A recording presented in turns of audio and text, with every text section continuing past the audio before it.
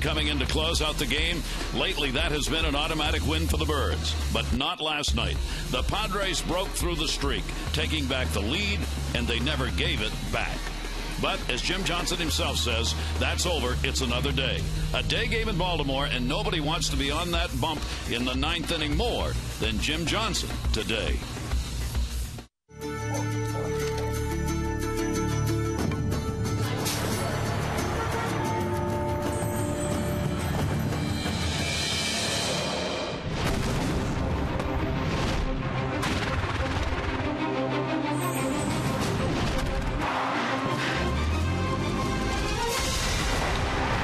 It's the Orioles on Masson, and it's a day game here at Oriole Park at Camden Yards. A quick two-game series against the San Diego Padres will conclude with our afternoon ball game as the Orioles lose the opener last night in the ninth inning. Hi, everybody. I'm Gary Thorne, and welcome back to Camden Yards for the Orioles' Jim Johnson. Last night, another opportunity to get a save, one that he didn't get. That's the big surprise because he had 35 in a row, but worthy of looking at the streak that he put up. Let's go back to the record breaker, first of all, for Jim Johnson. He got it on that last road trip, three-game series against Minnesota, 35 consecutive saves, a new Orioles record. But last night in the ninth inning, Denorfia and Cabrera would come away with singles, a couple of RBIs, and a comeback win. However, 35 straight saves is a new mark for the Orioles. You see the 2.6 ERA during that time, a 183 batting average. Jim has also had straight saves in 25 and in 9 straight. So he's had 3 recognizably long streaks of consecutive saves. And as he said last night, what concerns me is whether the team won or lost, and he's been that way throughout that 35-game streak. I'll tell you what, beside Jim Johnson's name in Wikipedia is flat-out dominant. I mean, he is something special out there. Not only does he have great stuff, that mid-90s fastball that he can sink down and in, he has a great curveball and a changeup to go along with it. But what really sets him apart is his mental approach. Like you had mentioned, he's able to turn the page so easily, win or loss. If he gets a save, so what? Turn the page next day. Let's go at him again. Even with the big loss last night, he's ready to get on that hill again today and try to get another save and start another streak. And as is true with most ball players, after you've had a ball game where something's gone not the way you wanted it to, you really want to be back out, don't you? I mean, right away, you wish you could almost go back out on the field as soon as one game ends and go back out and start all over. Well, definitely, and I kind of liken it to an infielder. If you make an error on a play, you want the next ball hit at you, get it out of your system, flush it right away. Well, Jim Johnson, definitely no different. He wants to be out there right now. He'd rather pitch last night. He probably wished there was a doubleheader so he could get a save last night, but he has a great mental approach. He's a great student of the game. He always studies his pitches. He was aware that he made a couple mistakes last night, and he credited that Padres offense. They didn't try to do too much. They got some singles, and they were able to score the winning run off him. And he says, all right, tip your hat to them. I'm going to go about my business the same way tomorrow, and today's the day. Well, we're going to see a couple of veterans in this ball game, and I do mean veterans. Jason Marquis, who has been around the major leagues a long time, Freddie Garcia for the Orioles. These are two of the most experienced starting pitchers towards the end of their careers, obviously, but they go against one another. Well, they both had great careers. They've tallied a lot of wins in their career, but they know how to pitch. Of course, they don't have the same stuff that they had 10 years ago or even 8 years ago, but they've had effective stuff. They all have a good 4-pitch mix. They're smart. They know how to keep hitters off balance with every offering they have. They both utilize their fastball very well to try to employ, that weak contact and exploit hitters' impatience up there, so they nibble the edges. Very similar pitchers. It's going to be really interesting to see how this game turns out. And what makes it even more interesting from the San Diego side is that the Orioles starter Freddie Garcia actually started spring training this year with the San Diego Padres, and he looked, as they put it, awful.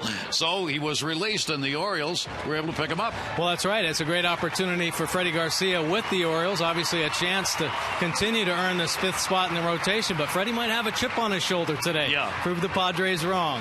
All right, we'll see what happens as the Orioles take the field. We're set to go. Our day game from Camden Yards coming up. We'll take a look at the starting lineup for the Pods when we come back.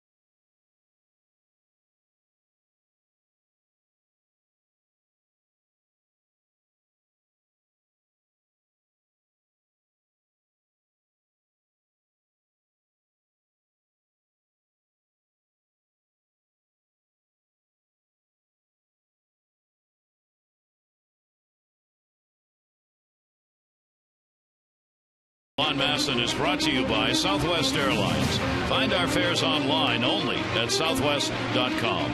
And by Chapin Davis Investments, Baltimore's oldest and largest full-service investment company. Call 1-800-222-3246 or visit chapindavis.com. Some very light rain this morning at times. Take a look at our train game time temperature. It is really warmed up, 75 degrees, partly cloudy skies. Train is celebrating its 100th anniversary by offering irresistible financing. It's hard to stop a train, really hard. Here's the starting lineup for the San Diego Padres. Cabrera, Venable, and Headley, Quinton, Alonso, Jericho. It'll be Blakes, Amarista, and Baker, the bottom three not starting the first game yesterday. And here's a scouting report this afternoon for Freddie Garcia. He's looking for his first win. He's pitched well enough to win in his first two outings. I'll tell you what, but after last night's tough loss, he would love to give Jim Johnson another chance to start another streak. He's a crafty veteran indeed. He knows how to pitch with a consistent mix of all of his pitches, keeps hitters off balance by adding and subtracting and mixing up locations along the way.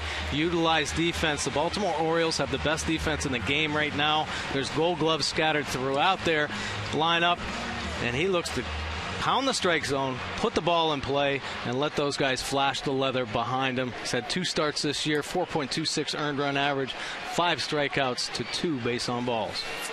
And the Orioles come in 23-16. They are 2 games behind the Yankees in the East, and the first ball is going to go to second base. Flaherty's right there. A pitch in and out as Cabrera went after it. So the Orioles get it done in a hurry. Adam Jones, a spectacular play in the ballgame last night that made a real difference and helped out Chris Tillman in the start that he made, and there's the D. Yeah, definitely great defense last night. Low-scoring ball game. You need to throw the leather. McLeod, Jones, and Markakis in the outfield. Hardy and Flaherty once again up the middle. Machado and Davis on the corners, and Matt Wieters behind the plate. And here is Will Venable. Venable had an 0 for 2 in the ball game last night with that 242 average and 5 home runs picked up. As we mentioned before the start of the game last night, San Diego uncharacteristically has been hitting the long ball. They've had 20 home runs in the last 15 games played. Carlos Quinton got one for them in the ball game last night, their first run. Garcia's delivery with that big motion and a gentle floater. Yeah, Bugs Bunny changeup right there. A lot of arms and legs coming at him. Drops a 76-mile-an-hour changeup at the bottom of the zone. Here's the 1-2 delivery on the way. Another off-speed pitch. Talked about the veterans. Freddie Garcia is making his 347th career start today. It is the 10th most among active pitchers. And Jason Marquis will make his 297th career start, the 20th most. That ball's going to be a base hit into right field. Markakis will chase it down. Venable will make the turn and stay. And a 1-out single.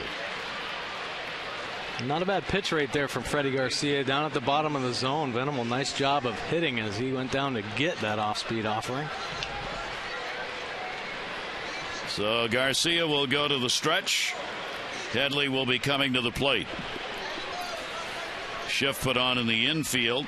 He had an 0 for 3 in the ballgame last night. He's 0 for his last 8 overall. And will take the pitch up high for a ball. Freddie Garcia has a 4-2 mark lifetime against the San Diego Padres, but it's been a while. He has not faced the Padres since June of 2005. Slight turnover in the hitters he'll face, and the pitch away for a ball. Well, definitely, and Freddie Garcia's game has changed. I think Freddie has been one of the rare pitchers that when they lose their stuff early on in the career, are they able to make the adjustments? Well, Freddie Garcia certainly has. He used to be a power pitcher, you know, high mid-90s fastball, hard-breaking slider. Headley, runner off first base, and that will be fouled straight back. Sun peeking through today. It's supposed to get up into the mid-80s, and will do that probably if that sun in fact is able to get through these clouds.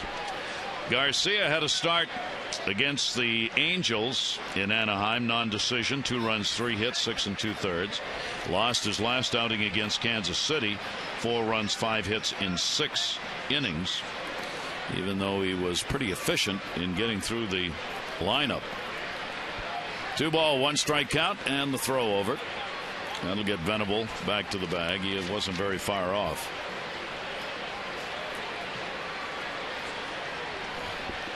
Headley to be followed by Quinton. Power in the middle of this lineup, as Chase Headley has picked up 4 home runs, 7 doubles among the extra base hits. Runner not going, and that'll be fouled straight back. Real quick turnaround, obviously, for the 2 ball clubs. With the victory last night, 3-2, San Diego getting the 2 runs in the 9th inning, the first ball game that they have won when they went into the 9th inning trailing. First time they'd done that since June of last year. There aren't many games in the majors that are won when you trail in the 9th. 2-2 delivery, and that pitch will be taken away, and the count will go to 3 balls and 2 strikes. And of course, Freddie Garcia mixing up all his offerings to a very tough left-handed hitter in Headley, probably the Padres' best hitter. So have to keep him off balance and guessing throughout the count. Outfield fairly deep, little breeze blowing from right to left to start the ball game. See if the runner goes. 3-2. Runner is going. Headley takes it inside. So the Padres get something going here in the 1st inning. Runners on at 1st and 2nd, and 1 away. Take a look at the Jeep inside the numbers for Freddie Garcia. His pitch usage since 2012. You see that wide variety of pitches that he has, and pretty consistent balance throughout. Obviously, the fastball numbers up a little bit with the 331 batting average, but his go-to pitches, obviously off-speed offerings, likes to get ahead and continue to mix the pitches up throughout the count. Very good pitcher when he gets to 2 strikes. And a dangerous situation right away in the 1st inning, as Carlos Quinton stands in. The home run in the ball game last night, 1 for 4, 2 on, 1 out. And Quinton goes towards 3rd, picked up by Manny Machado. There's one relay, Flaherty, and they get the double play. No runs, 1 hit, no errors, and 1 left on base. The Orioles lineup coming up.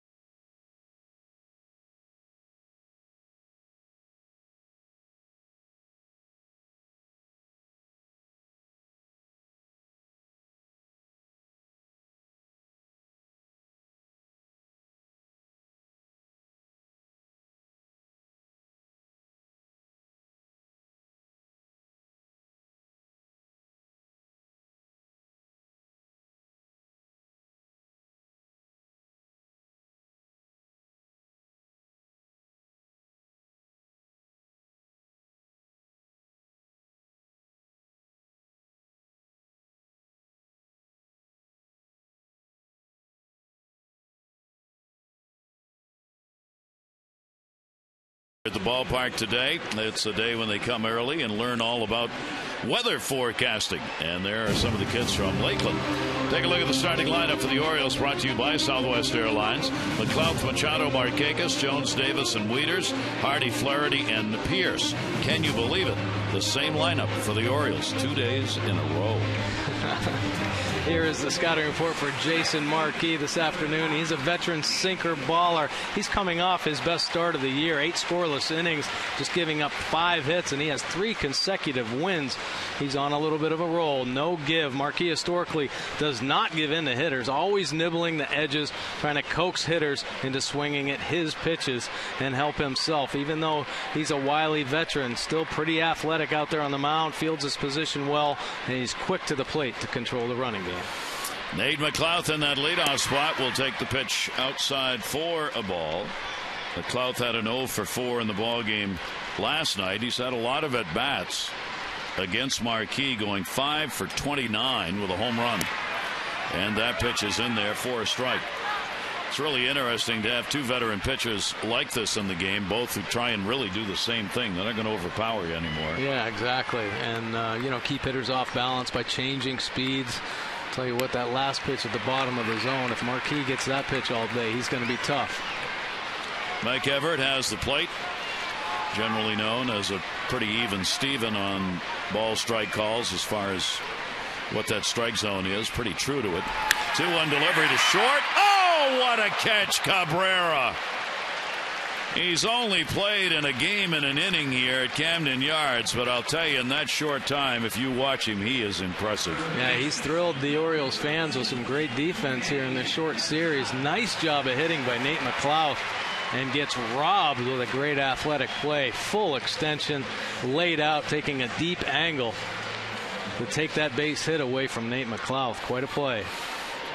So robbed of a hit and 1 down. Here is Manny Machado, had a 1 for 4 in the ball game last night, and he will take that pitch for a strike.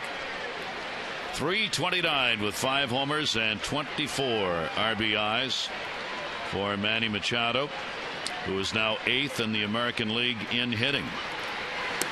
It's Machado now who's the only Oriole in the top 10 averages in the American League. James Loney is the leader, hitting at .381 with Tampa Bay. He's moved ahead of Cabrera. 0-2 the count, 1 down. Machado will loop it. Nobody's going to get that one. Base hit into center. Texas leaguer. A hit with 1 away. And here's a look at the Padres defense this afternoon. Blanks in left field, Amarista in center, Venable back over in right, Cabrera and Jerko up the middle, Headley and Alonso on the corners, and Baker getting the start behind the plate. And that will bring up Nick Markakis. Nick at .281. McKee's delivery, and that is a strike at the knees. Nick had an 0 for 4 in the ball game last night. Oriole hitters were really held down in a well-pitched ball game by Cashner, the starter, who went 7 1/3. And on the other side, Chris Tillman held down San Diego. It was all about pitching. Taken the other way and headed towards foul territory. Well, here in the early going, Marquis definitely showing why he's had so much success working the bottom of the zone with that sinker and slider. Very consistent down there. If the Orioles offense wants to put some numbers up against him, they're going to have to try to elevate. But home plate umpire Mike Everett calling that low pitch for Marquis here in the early going. Hitters are only .220 off Marquis this year. And there's another one of those wrinkles, and a strikeout in there, 2 down. A real good changeup. Certainly been an effective pitch for him. Here's the Nissan pitch track changeup. Really worked hard on this pitch, taking a lot of velocity off of it. Bottom of the zone, great location. Markakis swinging right over the top. And that will bring up Adam Jones with Manny Machado still on at first base. Now there are 2 down. .315 on the year puts Adam just out of the top 10 in average. 2 away.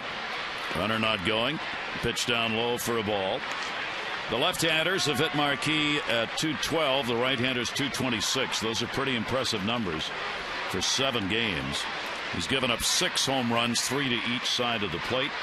Comes in with a 3-game win streak Last 3 wins against Miami, Arizona, and San Francisco, including a shutout, 8 innings against Miami last game. Off the glove. Jerko couldn't get it. That will allow Machado to move over to third. Jones has got a base hit. The Orioles cover the corners with 2 outs.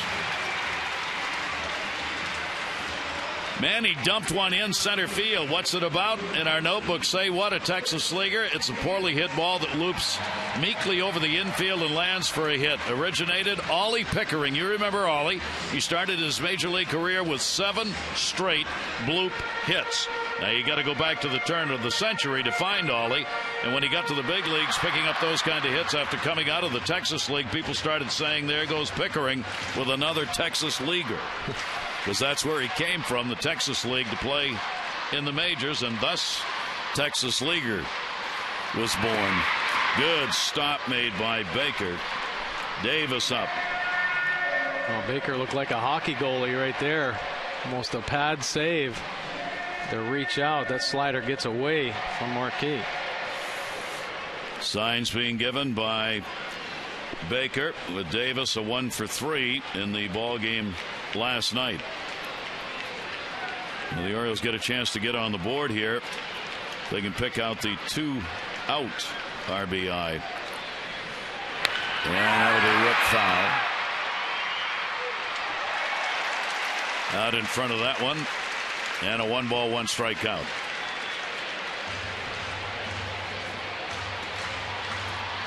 Big number for Chris Davis with the runners in scoring position. Not good enough to put him in the top 10, though. That's how high the numbers are right now.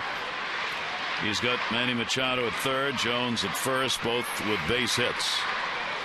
1-1 delivery on the way to him. And Marquis will miss inside with that 2-1. Yeah, Marquis says, hey, swung it at once, I'll try it again. But Chris Davis able to make the adjustment on the inside slider. Good take right there. Chris Davis had some great at-bats last night. Starting this day off well also. Jones, good lead over there at first, not going. Check swing. Jones will stay. And he did not go around as they checked with Tim Wilkie down at third base. Well, another change up here from Marquis, and Chris Davis says, oh, it looks good, but no. Look at how strong he is holding the barrel of that bat up. And he did not go. Good call. So he gets the hitter's count 3-1. Chris hitting .300 with runners in scoring position and 2 down. He's got 11 2-out RBIs this year. And Marquis will step off the rubber as Davis steps out.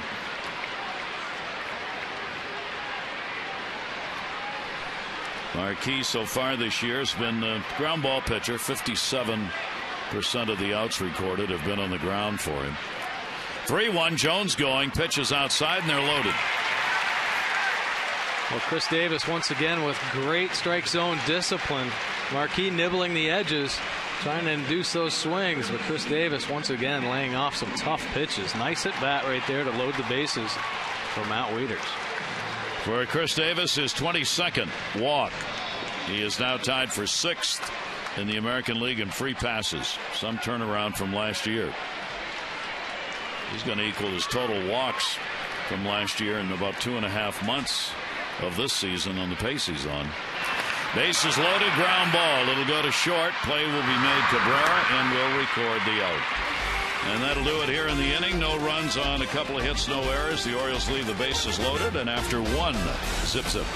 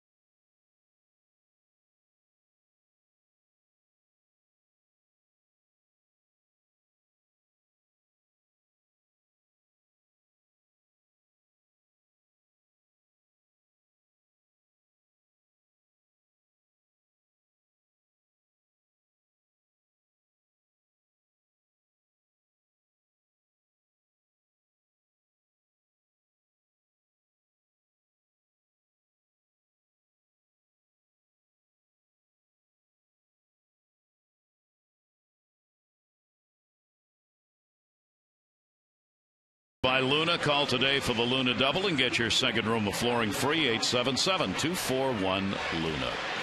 All the youngsters on hand here at the ballpark. The flags will be flying at half staff today.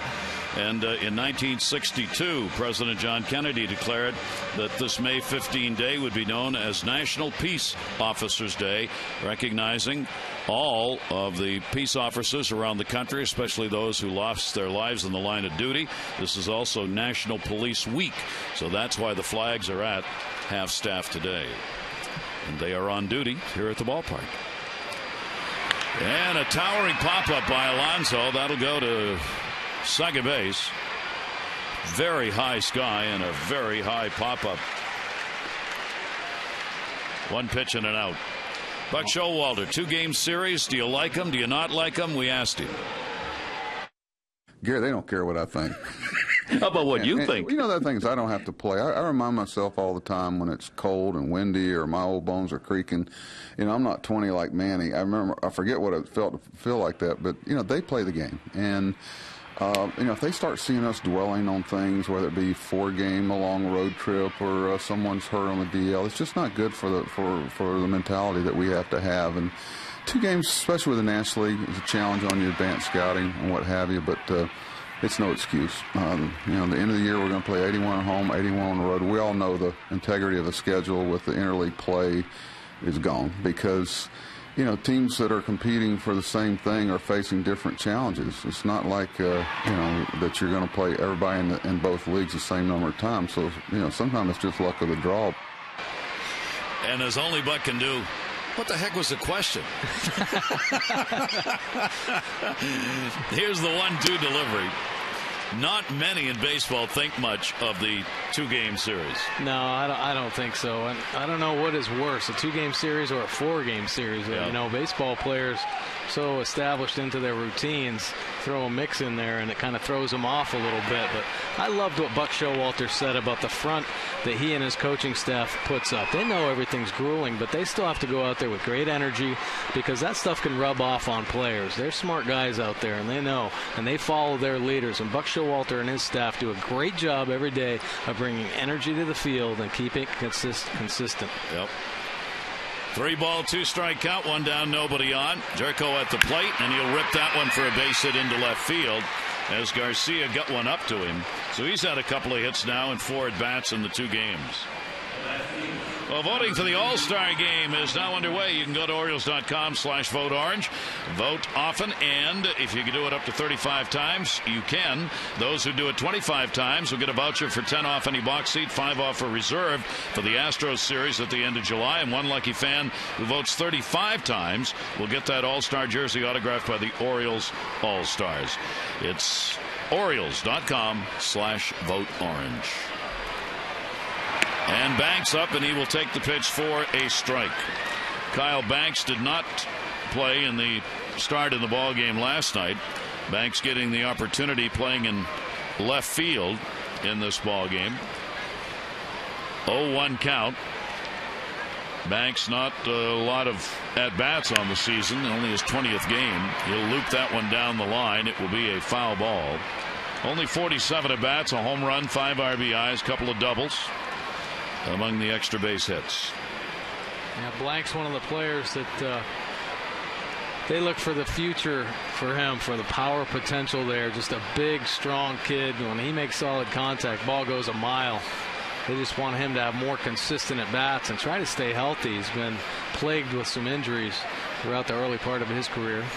And the pitch will be taken outside for a ball. He played only 4 games last year. He had shoulder surgery that kept him out, and it seems like every year there's been something.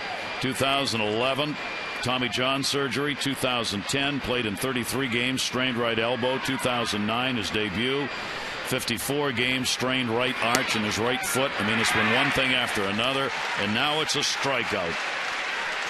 Holy moly. Garcia gets his first. Yeah, great slider offering here. Freddie working the perimeter of the zone and just kind of freezes him on this slider.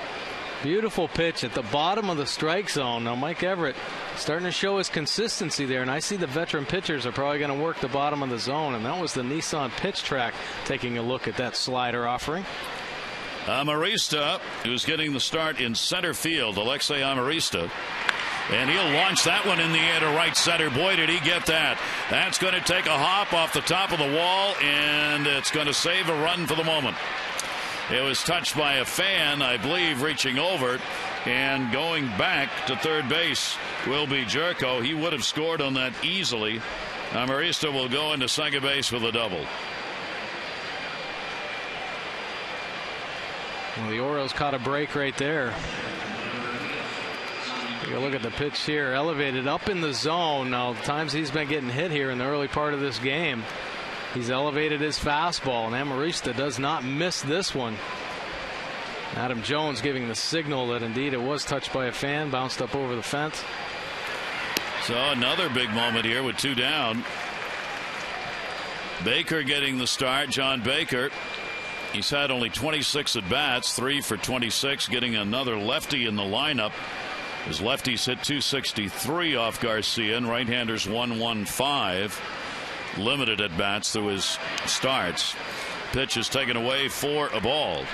This is where this team, the Padres, have excelled of late. 32 of their last 55 runs, 32 out of 55, have come with 2 down. They have really picked the pace up with 2 out hits. 1-1 delivery. It'll be taken inside, 2-1. Well, we witnessed it last night. Really, they put together 2 outs.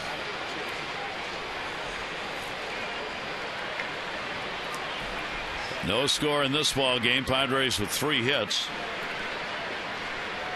Baker is going to get his first hit in his last 20 at bats. Markakis up with it.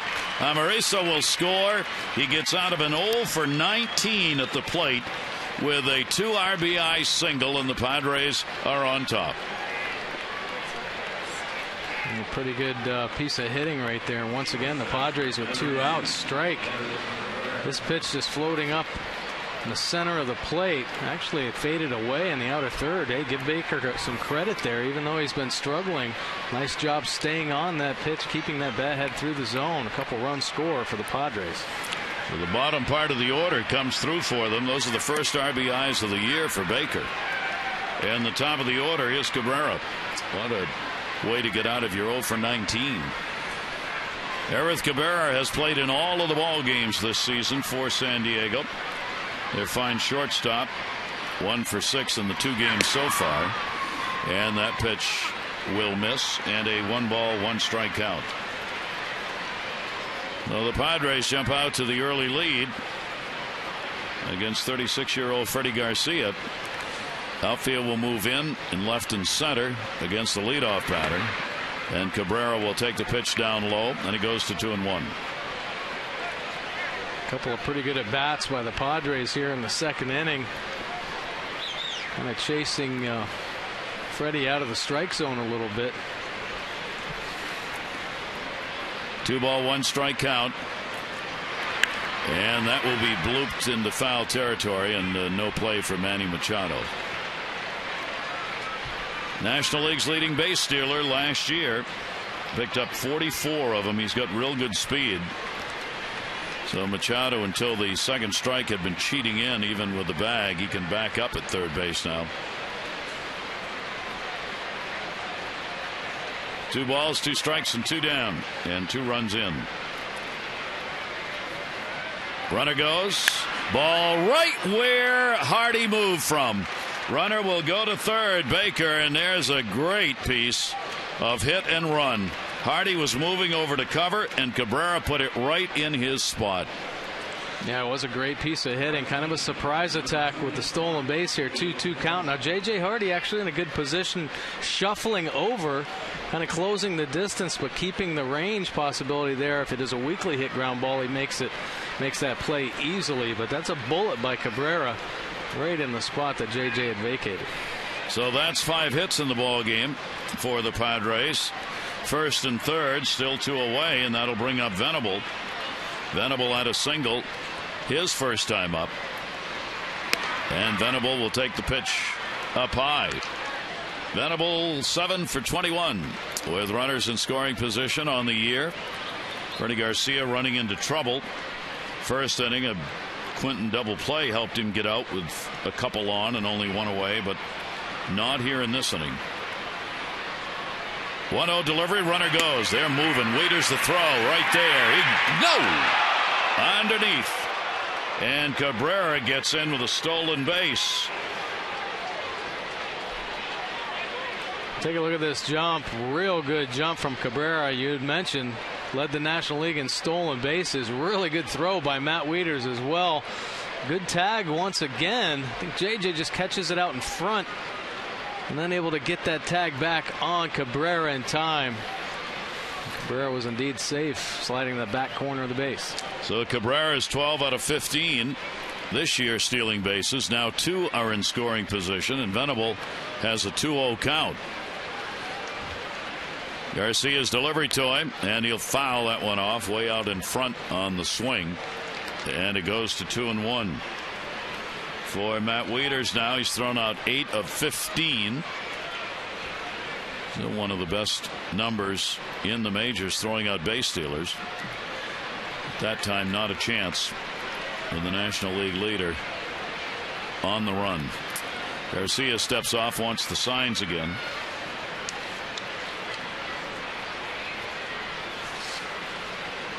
2-1 delivery. Breaking ball fooled Wieters. It still got in there. Matt started up thinking the ball was going to be high, and it came right back in. Yeah, a little cross up, and you see a little meeting there with Wieters and Garcia. But this breaking ball, you see Matt go way up.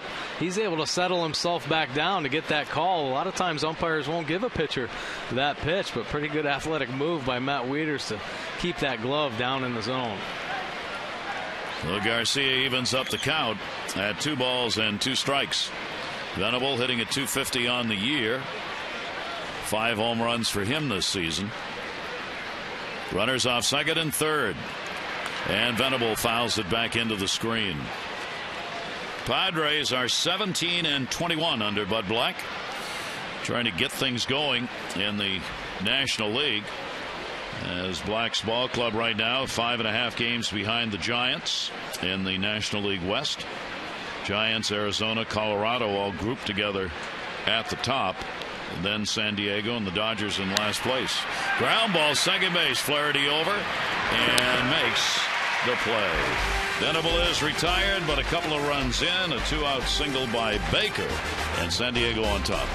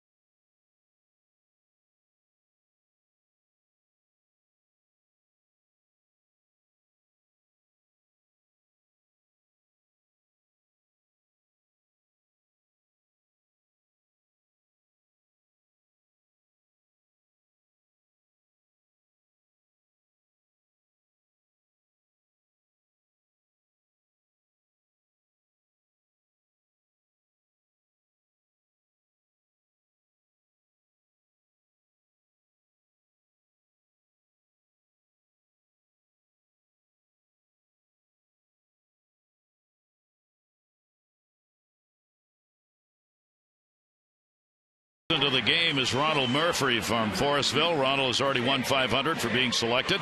You get $100 more for every Orioles hit during the ball game, and an extra $500 for any Orioles home run in the 5th inning. For your chance to be the Maryland Lottery Hit It Big contestant of the game, play 5-card cash. Go to mdlottery.com/Orioles to enter.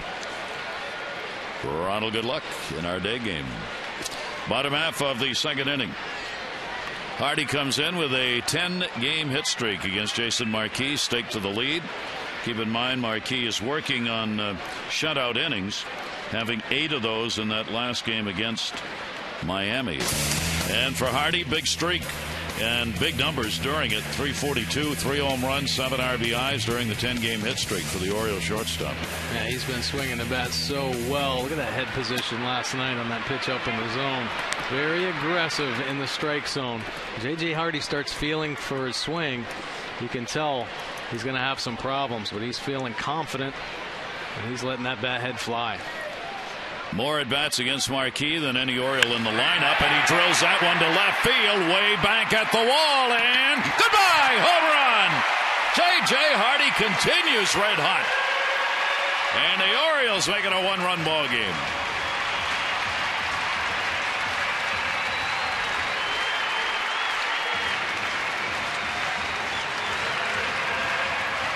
What a great answer from the Orioles. J.J. Hardy, his 7th home run of the year. So the Padres put 2 runs up.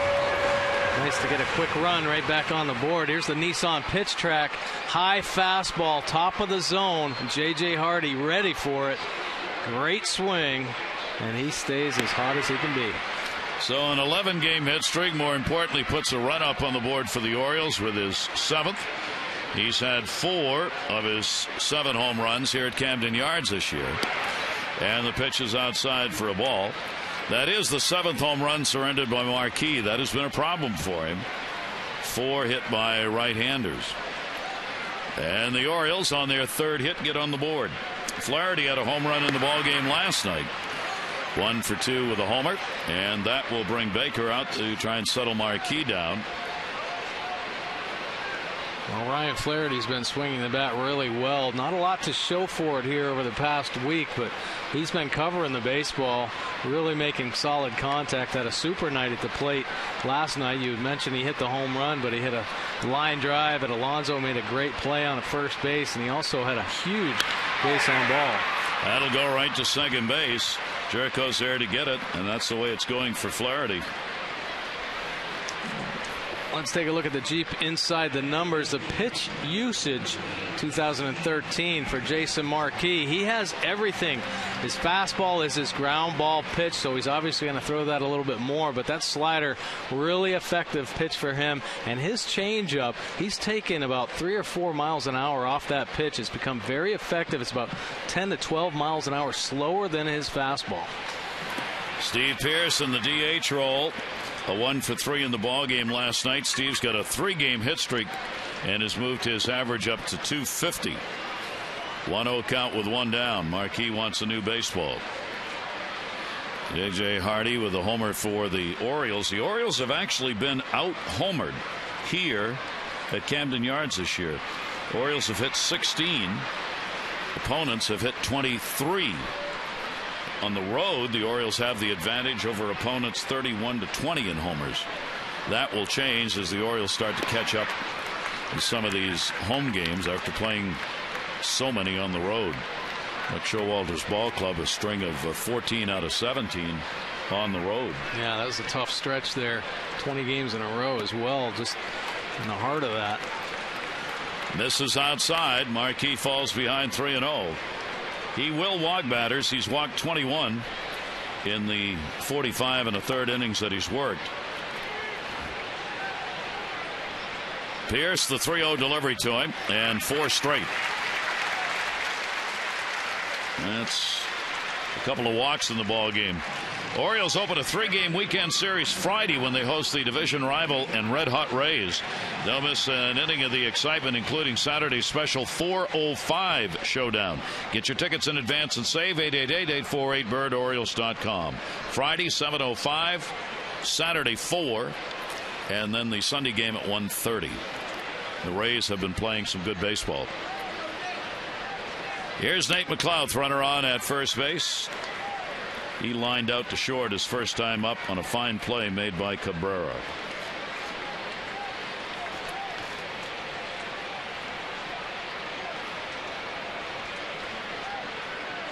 Pierce the lead at first. McLouth will foul that one off. Tampa Bay right now is the hottest team in the American League. They have won 6 in a row. They are now 4.5 games out of first.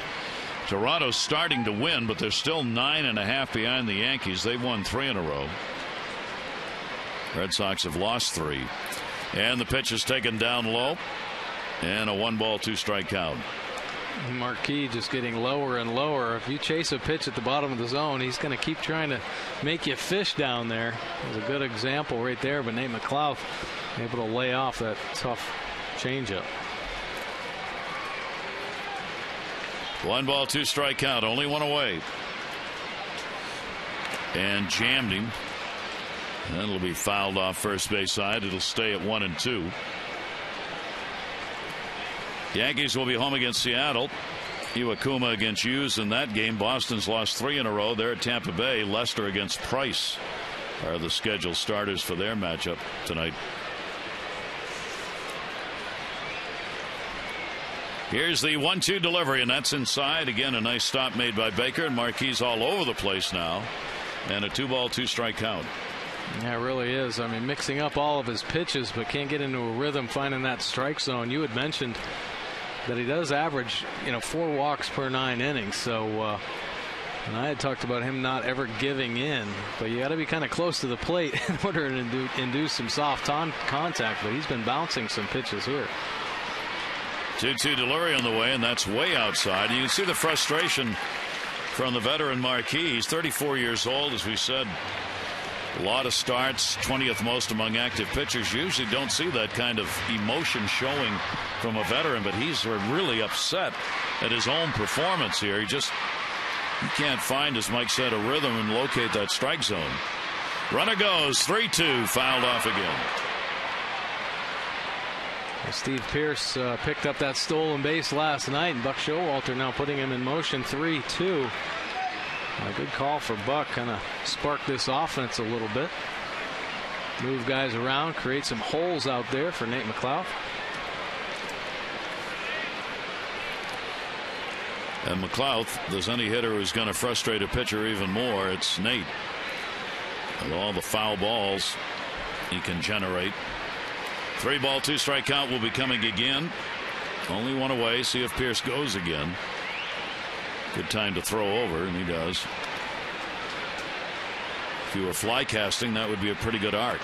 If you're trying to pick somebody off, that's a soft toss. Well, you know what? He never really tries to pick guys off at first base. He never really throws over there hard, consistently. Just tries to get them thinking about a move and keep them close, maybe in the back of their mind. There goes Pearce. Big jump. It's outside. He walked him. So that's the 3rd walk, 2 in a row here in the 2nd inning. In our Major League Notebook, turn to the East Winds page. Travis Hafter, the DH for the Yankees, out of the lineup because of a sore right shoulder. He's supposed to have an MRI, and they're going to keep him out at least a couple of days. Matt Moore, Tampa Bay, won another 7-0, tied a club record by winning his 8th straight decision going back to September. And the Red Sox 4-9 in May after they had that 18-8 in April, which was a major league best April record. Ground ball, second base. Turco's got it. There's one. Cabrera. And there's the double play turned as Manny Machado hits into it. The Orioles, though, get on the board here in the 2nd as Hardy continues his hit streak to 11, delivers yet another home run, his 7th of the year. And the Orioles make it 2-1.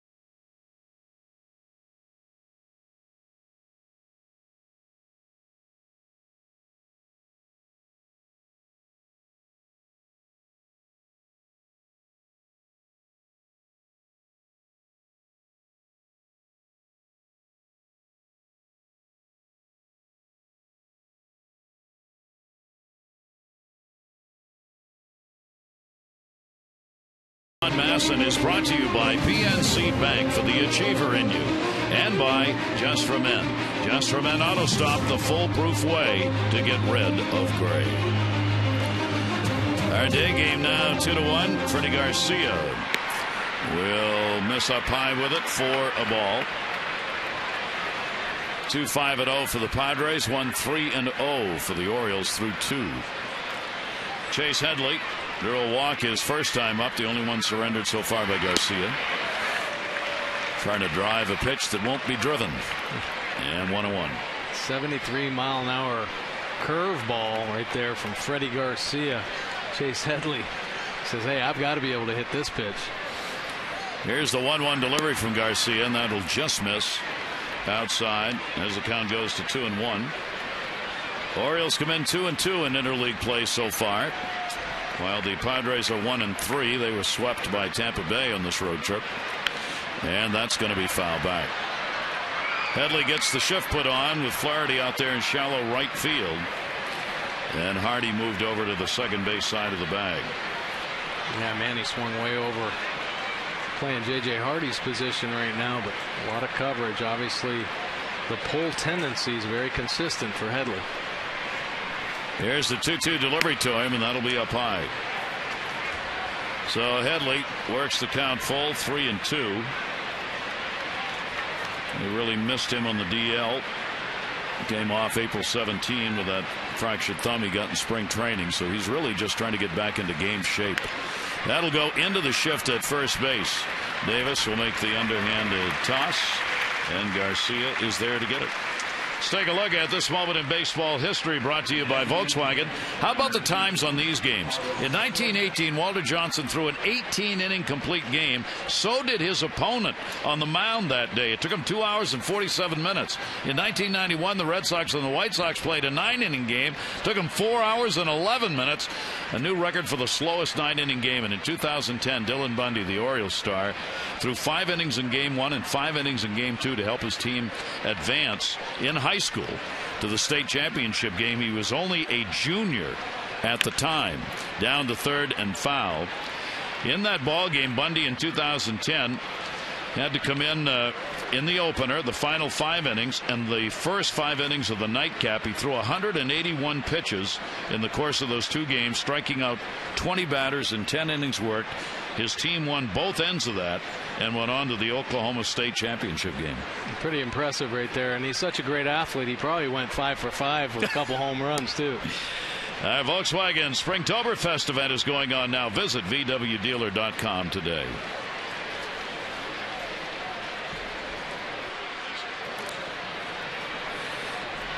Carlos Quentin. Shift put on the other way.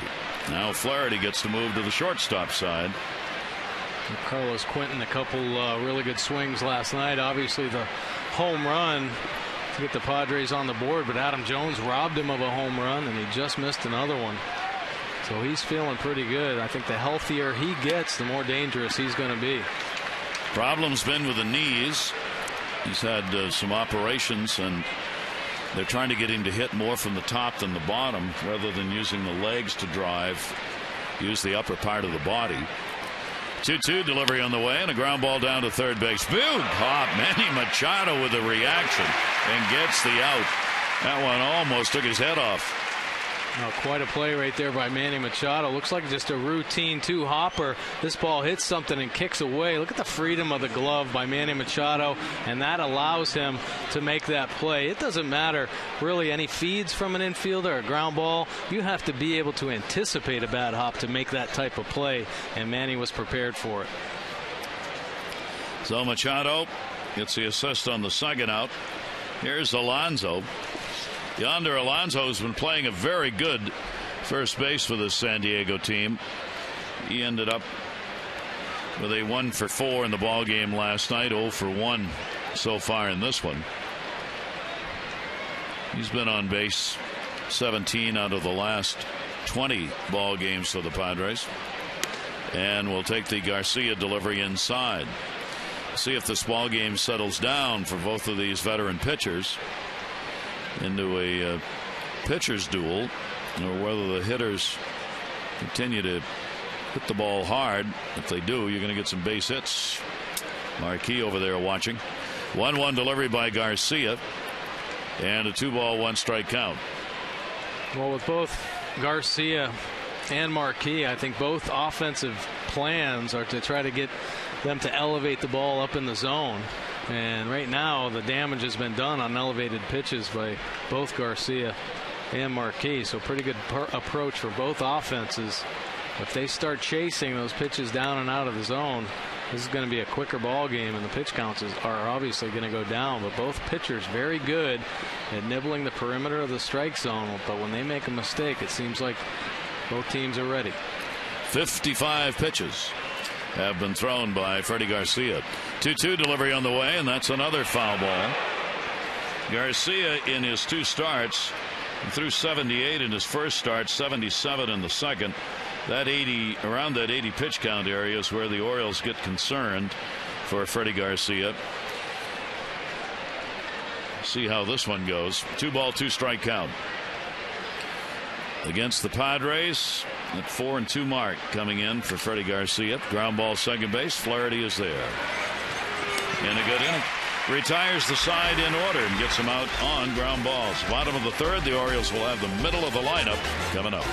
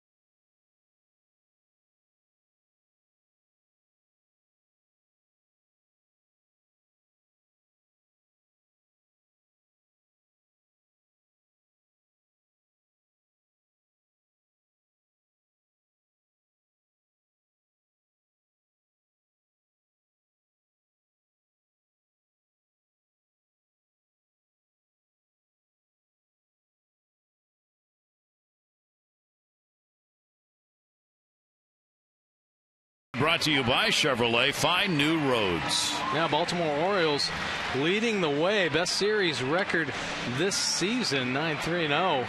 Tigers, of course, they're always in the hunt, and the Yankees right there as well, being in the East. And over in the National League, the Cardinals 7-2-3. Somehow the Cardinals just keep doing it. Here is Nick Markakis, and he'll go after the first pitch down the line and left. Blanks was very deep. He'll get over there. A little rain falling right now, and puts it away. Markakis retired. He is 0 for 2 in the ball game. Jones and Davis to follow.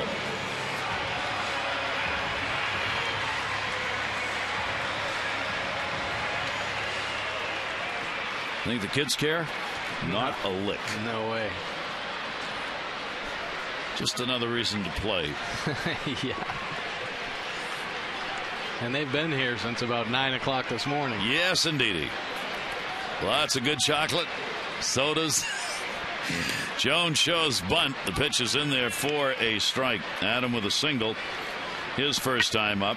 Adams now 5 for 8 lifetime against Marquis. Headley not really buying that at third base. Stays over towards the line and backs up even more. Here's the 0-1 delivery, and Jones will watch that one get scooped off the plate. 1-1. There's Adam Jones showing that bunt there. Now that is certainly one of his weapons, and a lot of teams have to respect that. I mean, if it's a situation in a ball game where they need him on, he's definitely a good enough bunter to be able to execute that play.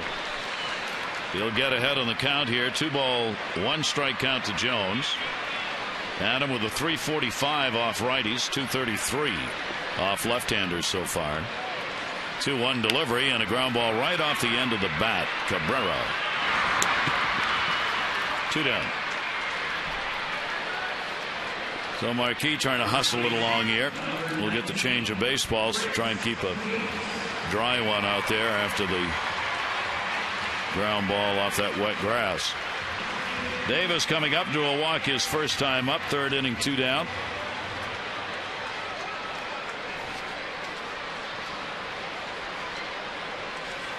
Chris continues up there among the league leaders in the big 3 categories. Tied for first in homers with 11 with Reynolds and Encarnacion. And he's second. Runs batted in.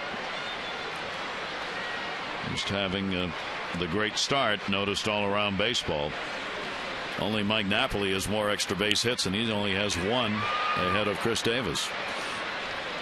0-2. Take a look, Chris Davis. Hot zone home runs this season. I'll tell you what, you let Chris Davis get his arms extended and he's dangerous. And not only will he cover the outside corner, but he can hook those pitches if they're off speed, pull them to right field, or he'll take a fastball the other way. He's shown great power to all fields. So very tough to pitch to in the middle of the plate and on that outside corner. 1 ball, 2 strike count from Jason Marquis.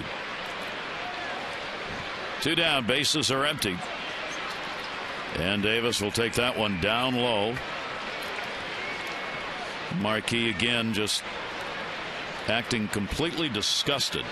Headley at third base moves over to say something to him. Marquis been like that most of the game. Unhappy about what he's doing on the mound. You see the deep breaths taken here as Bud Black takes a look. 2-2 delivery on the way and a swing and a pitch down low. Lob toss made to first by Baker to get the out. That'll be strikeout number 2 for Marquis and a 1-2-3 inning for him. It remains a 2-1 ball game.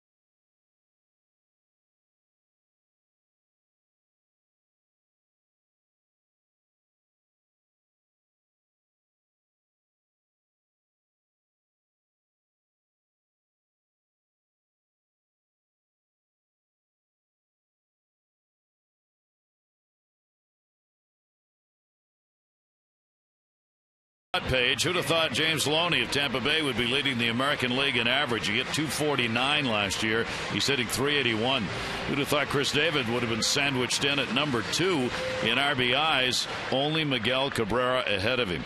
And how about Justin Upton of Atlanta? Who would have thought he'd lead the majors in homers? He had only 17 last year. He's got 13. And Matt Harvey, second with the Mets in Major League Baseball's ERA department. Some surprises so far in this Major League season. Yeah, there's some players putting up some pretty impressive numbers here in the early going. I don't think Harvey's much of a surprise, though. That guy got some great stuff. I was reading a story on Harvey with the Mets the other day. You think about Nolan Ryan, Tom Seaver, Gentry. You think about the pitchers who've been there, Doc Gooden. He's had the best 6-week start of any pitcher in Mets history. Wow. In ERA and opponent batting average. That is impressive. 2-ball, 1-strike count on Jerko. He singled and scored in the second inning. Baker got the 2 RBI base hit in the second to put the runs on the board for San Diego. Manny Machado will play this. Jerko's retired, 1 away. Orioles take on the Yankees, an early season showdown. It'll be next Monday through Wednesday here at Camden Yards. Good seats remain for all 3, but won't last. Hope you'll get out, support the Birds, see some great baseball. 888-848-BIRD or go to Orioles.com. Kyle Blanks called out on strikes his first time up.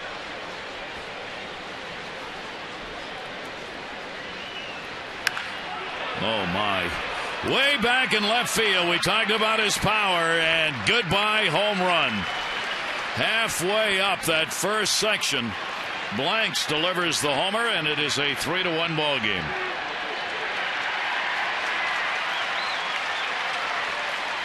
Well, Blanks shows the damage he can do right there with that one swing, and he basically did that with just his hands.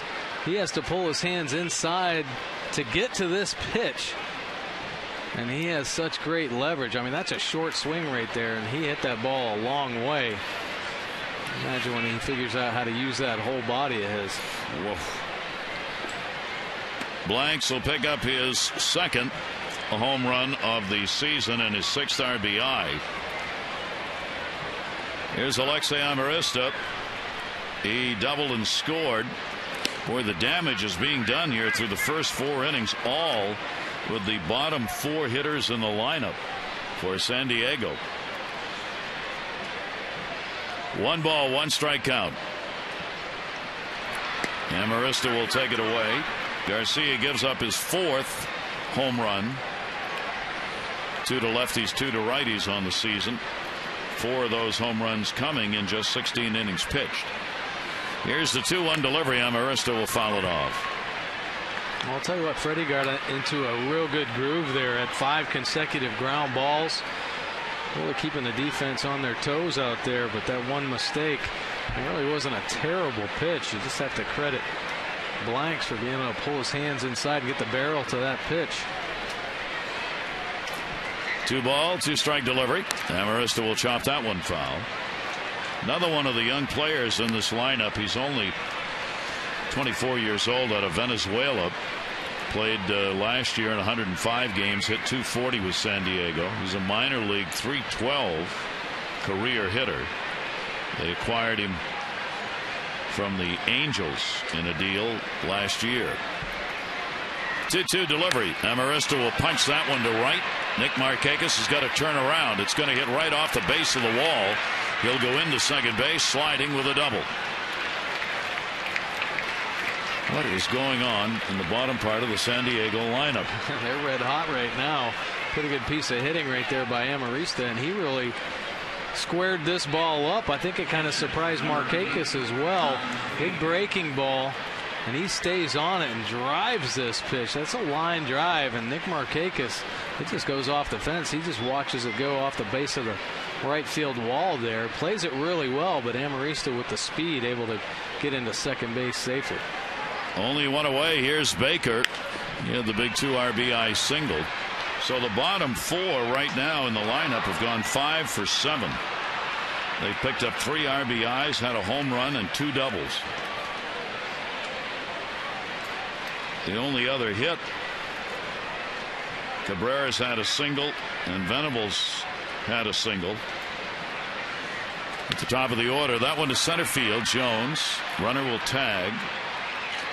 And Maurice's got good speed. He's not going to test the arm, though.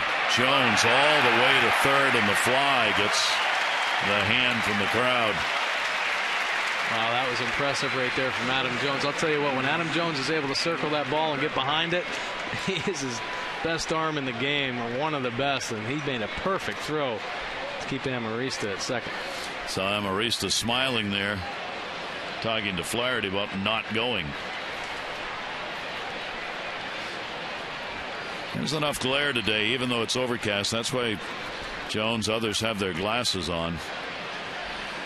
2 down. Here's Cabrera. Cabrera has singled and grounded out. So again, a 2-out RBI opportunity. And the pitch will be taken inside for a ball. Cabrera's got a single and a stolen base in the ball game. And the Orioles will get their bullpen active. T.J. McFarland. Garcia on the step off. 71 pitches thrown so far.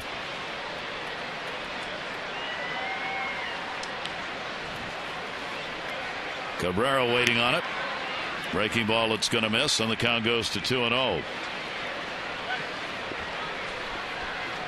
Cabrera hitting .323 with runners in scoring position, gets another chance here. They want a little time for the bullpen, so a visit to the mound.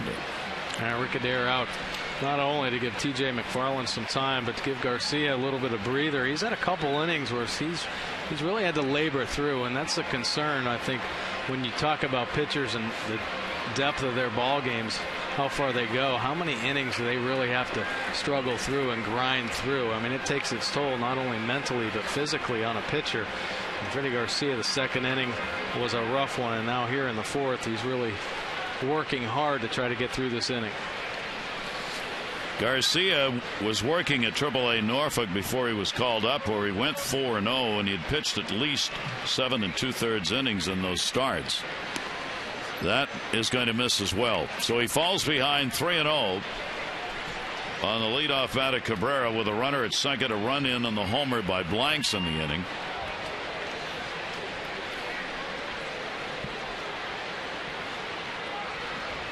Two down. See if Cabrera takes here. He does, and it's in there for a strike. Venable, the number 2 hitter, waiting on deck. Well, there you go. You see the pitches today, 74, season high 78. So Buck Showalter, Rick Adair obviously trying to work Freddie Garcia very carefully. Hopefully he can get to the middle part of this ball game. Free pass, second one surrendered, and we'll keep this fourth inning going for the Padres. Masson is giving 3 lucky fans the chance to meet O's pitcher Darren O'Day, part of the meet and greet giveaway. Be sure to visit Facebook.com/Masson Orioles. Click on Enter Sweepstakes for your chance to win. You can enter once per day. That'll be it. So Garcia is going to be coming out of there, and the ongoing problem of starters not going very deep into ball games continues here today, as Garcia only goes 3 2/3 innings. He's responsible for the 2 Padres on base.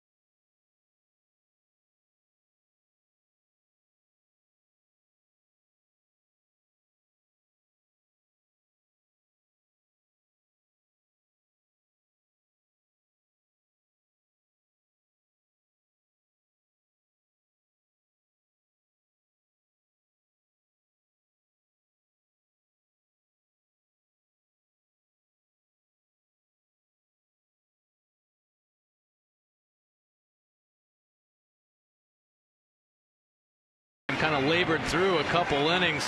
Really didn't have the great command that we've seen him have. Only 3 2/3 innings, 7 hits, 3 runs, all of them earned, and a couple walks, just the 1 strikeout. 75 pitches, 44 of them for strikes, 31 for balls. That's a tell, and I think you have to give the Padres offense some credit for laying off some pretty tough pitches, but he gives way to T.J. McFarland. T.J.'s been in 8 games, 2.76 earned run average, 19 strikeouts to 5 base on balls, and he's really the bridge now to the back end of this bullpen. Buck Showalter hoping that he can cover a couple innings here. He pitched 2 2/3 the other day in Minnesota, didn't give up any runs. Really nice job, nice performance, and I think Buck trusts that he can get to the back end of the bullpen. Runners on at first and second base with 2 down, and Venable at the plate. He is singled and grounded out. Against the lefties, only 2 for 14, a 143 batting average for Venable. 3-1 lead for the Padres. Here's the 0-1 delivery. McFarland will miss down low with that, and a 1-ball 1-strike count. So the Padres retired in order just once through the first 4 innings, and that was in the 3rd. Orioles bullpen has again been outstanding on the year. 1-1 delivery, and a swing and a miss on that one, as Venable did not get a good look at it. For the Orioles bullpen, second in ERA, second in fewest hits per 9 innings. Don't strike out a lot. They're 11th in Ks per 9 innings for bullpens. 1-ball 2-strike count. And that pitch will be taken. That'll even it up at 2-2. The thing about that Orioles bullpen is there's a lot of pitchers down there. There's a lot of guys that will potentially one day be starters again, or guys that have started early in their career. And T.J. McFarland, one of the guys that I think down the road could become a very effective starter. I wouldn't be surprised if he's used in some spot starts this year. That's going to be a base hit into the corner. Unbelievable. The Padres, when there are 2 down. Here's Markakis' throw to second base. Not in time. 1 run will score. So Venable will get the double. Scoring from second, Amarista, and over at third base goes Cabrera. He was held there by Glenn Hoffman, and it is a 4-1 Padre lead. Just can't get him out with 2 down. Talking about the pitching, Mike, for the Orioles, already the starters used, 9 of them, tied for most in the American League. Total pitchers used is up to 19 now, the 3rd most. The other side of it, position players, 15 used, tied for the 7th fewest, right in the middle of the pack in the league. And there's going to have to be another starter named. It's probably going to be Jurgens for the weekend. That'll be another one. Oh, thank goodness for Dan Duquette and Buck Showalter creating that depth, because they've had to go to the well quite a few times, whether it be to injury or just try to get somebody on the right track. A lot of roster moves last year, and it looks like the Orioles are kind of on that same pace this year. Just cannot get that rotation in order to the number 5 spot open, and now with Gonzalez hurt, having to fill in yet another spot. Boy, that's a lot of work, because you got to keep track not only of what your guys are doing up here, and with Chen on the DL, tough. 1-ball 1-strike count. Headley's got runners at second and third, and the pitch by McFarland will be outside. Headley hitting .231 off lefties, about 80 points lower than he does against right-handers. He is a switch hitter, a walk and a ground ball out in the ball game.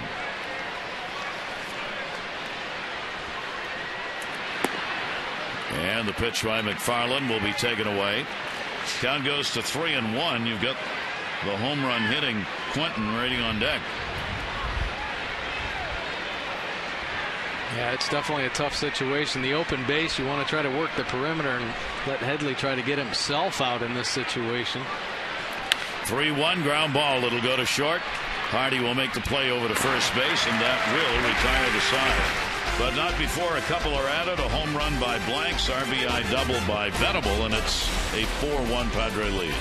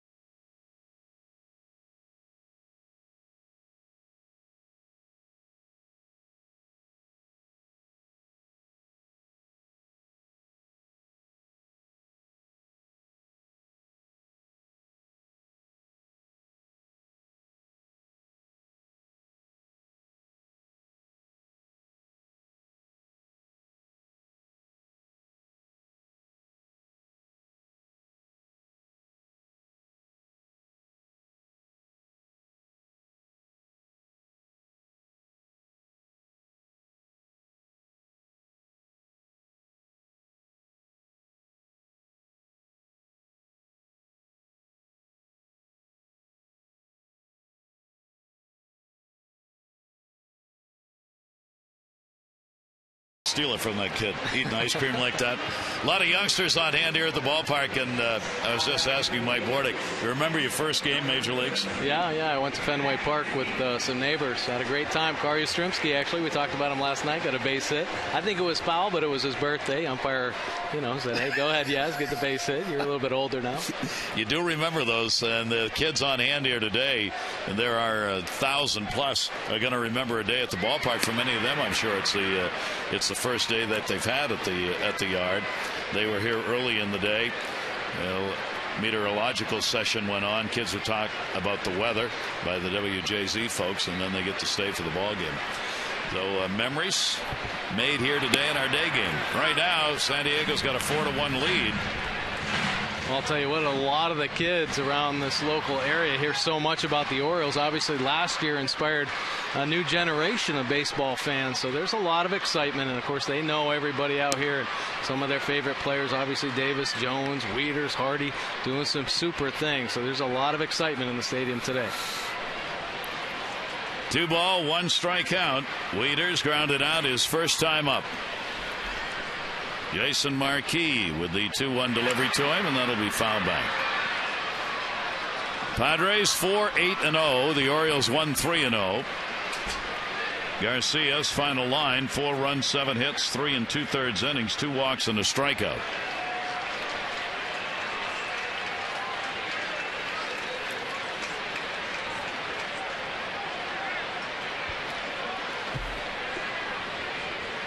Marquis with a 2-2. And Wieters slashes that one the other way, foul.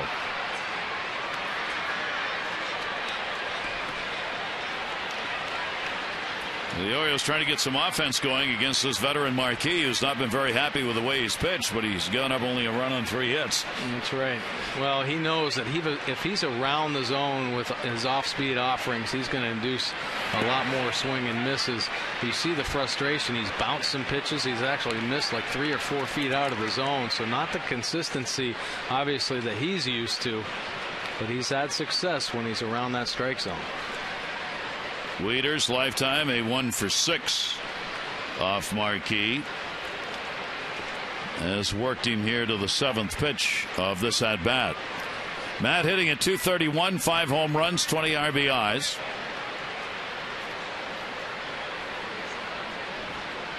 Marquis with the 3-2 delivery, and Wieters will chop that one foul. For Matt this season, the distinction side of the plate wise continues. .270 right-handed, .217 left-handed. 3 of his 5 home runs have been hit left-handed. 3-2 delivery, and another one fouled off.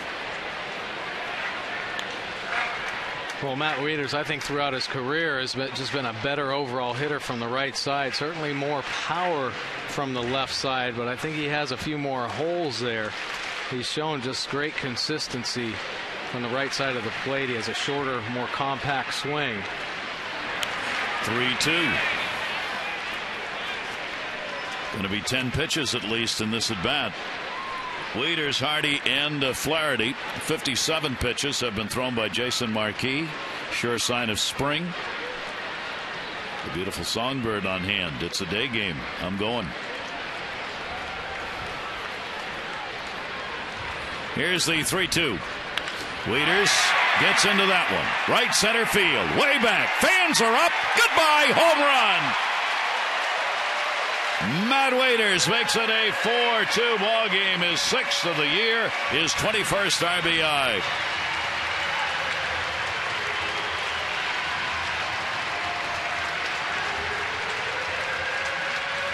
You talk about some patience. What an at bat by Matt Wieters, his 6th home run of the season, but worked the count, fouled off some really tough pitches at the bottom of the zone, out of the strike zone, and forced Marquis to throw him a pitch elevated in the zone.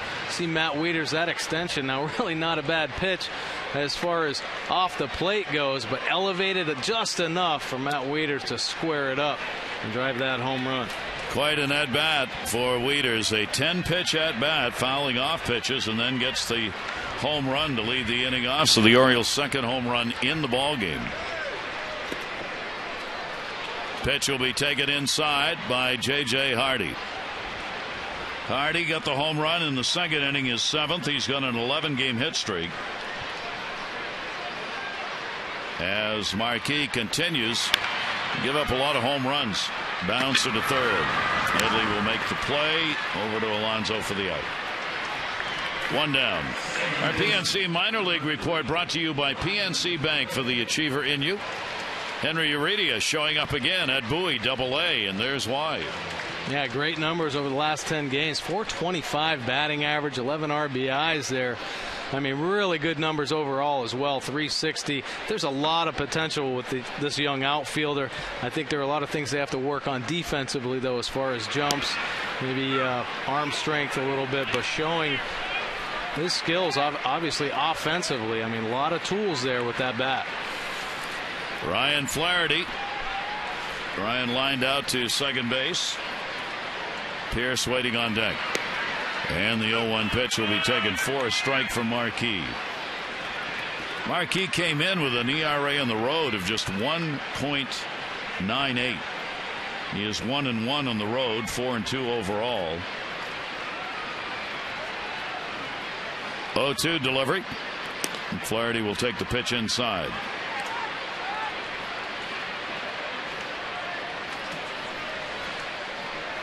Ryan getting some chances here at second base as Buck Showalter's tried to give both Casilla and Flaherty opportunities to play more than just one game, then be out again. He wants to see 2, 3, 4 games for these guys to give them a chance to see what they can do playing consecutive days. Well, I think Buck's real happy with the approach Ryan Flaherty's shown at the plate. He lined out again in his first at bat of this ball game, but Ryan showed great defense, very consistent out there. I'll tell you what, he's turning a double play better than anybody in the game right now. So that's why Buck Showalter is not scared to write his name in the lineup. Yeah, Buck said today before the game at the press conference, he said Flaherty's playing because of his glove. Just flat out, that was the reason why. Hitting just 138, does have a couple of home runs, 6 RBIs. And a cut, and he is gone. Strikeout number 3 for Marquis.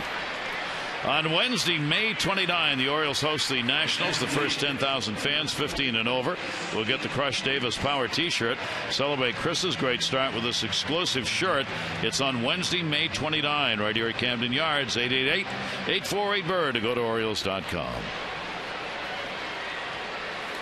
Lights on as the clouds move in again here at Camden Yards. Here's Pierce to a walk. Hits that one hard. Knocked down. Headley up. Plenty of time. That ball was hit so hard. So the Orioles are retired, but Matt Wieters a run on a hit as he leads the inning off with a 10-pitch at bat and his 6th home run of the season. 4-2 Padres.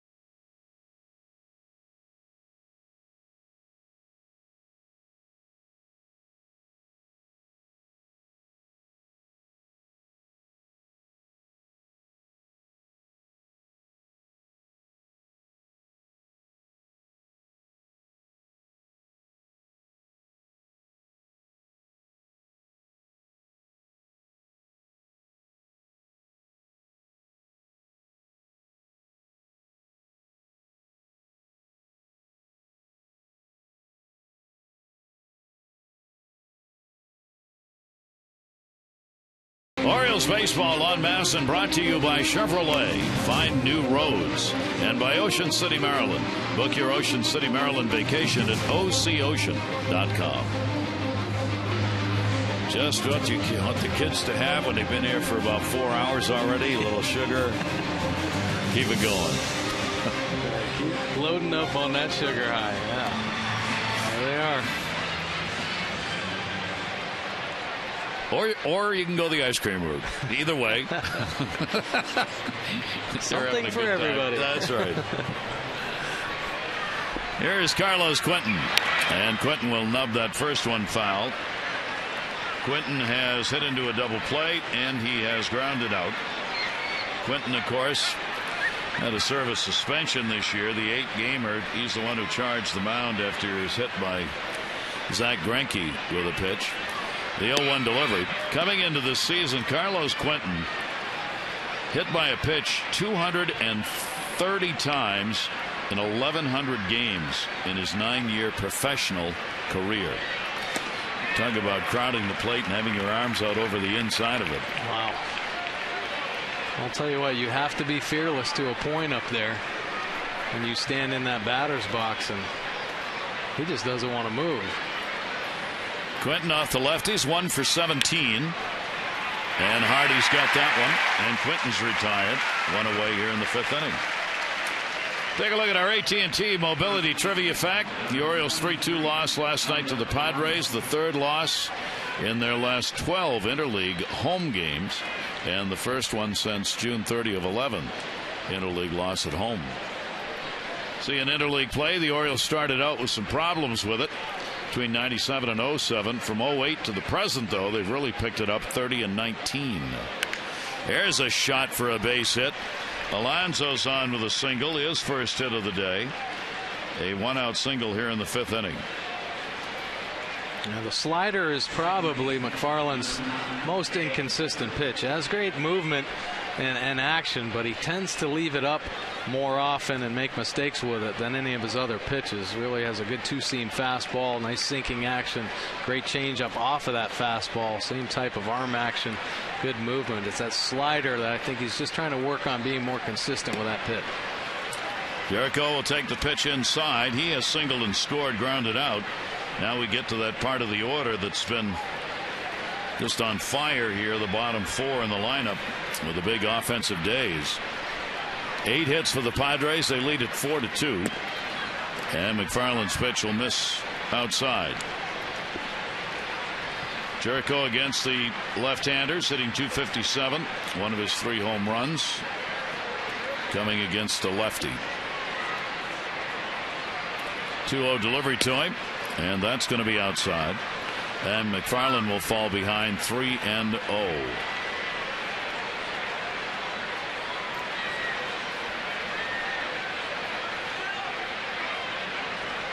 And it's raining. Here's the 3-0 delivery. And that's going to go into center field for a base hit. Turn will be made at second. Jones up with it to hold the runner. So Jericho's on with his second hit. He's 2 for 3. And the Padres have 2 on with 1 down here in the 5th inning. Well, finish your day of Orioles baseball with the Mid-Atlantic Sports Report today, 5 to 7. Tom Davis, Dave Johnson, Mel Anton, and Phil Wood will recap the Oriole-Padre game and have a look at Orioles news and notes. The Mid-Atlantic Sports Report is coming up today only on Masson, 5 o'clock. Here is Blanks. Blanks has homered and struck out. Blanks 2 home runs on the year and chases the pitch away. 0-1. 10 hits now for the Padres in the ball game, double digits. They have been doing that of late.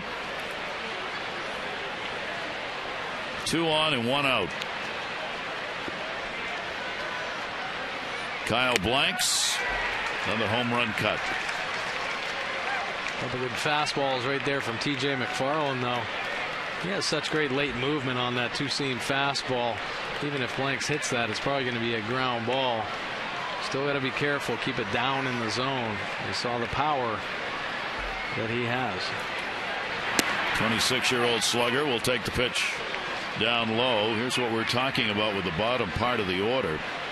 The bottom 4, 6 for 9, a home run, 3 RBIs, and 4 runs scored. Rarely do you see a game where a bottom 4 of any lineup does that. That's right. 1-2 delivery, and that's going to go to second on the short hop. The tag will be put on Jericho. And runners are now on at first and third with 2 down, so blanks on a fielder's choice.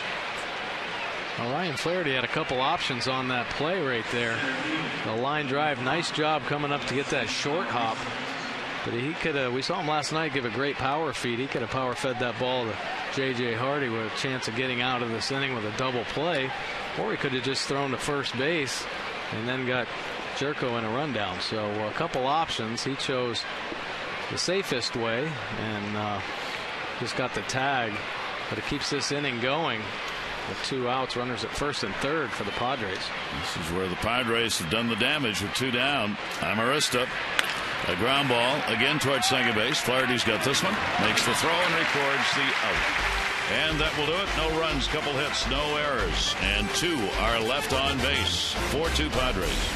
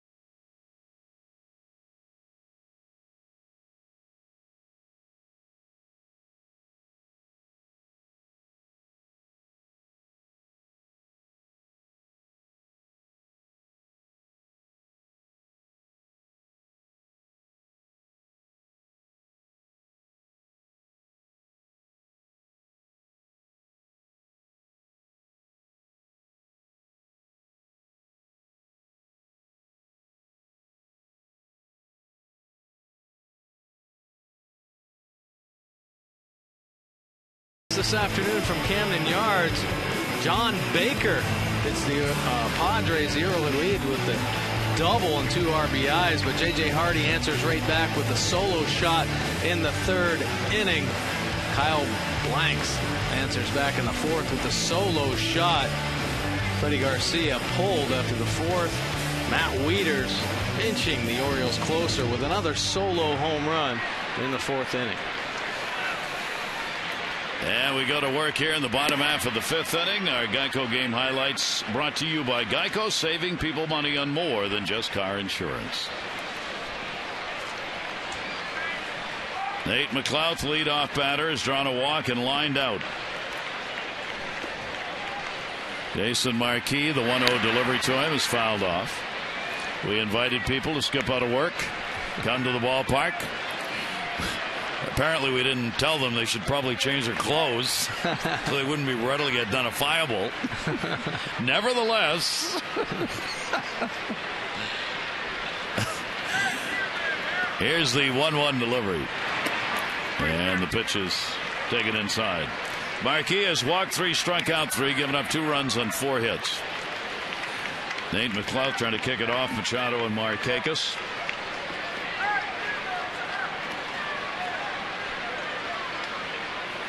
Here's the 2-1 delivery. That's going to be looped to center. Amarista's right there. 1 away, bottom of the 5th inning. Time for the 5th inning home run bonus. For this inning only, today's Maryland Lottery Hit It Big contestant of the game will get $500 for any Orioles home run. Ronald Murphy's already won $900. For your chance to be the Maryland Lottery Hit It Big contestant of the game, play 5-card cash. Go to mdlottery.com/Orioles to enter. They could either put those around their head as harnesses or eat them.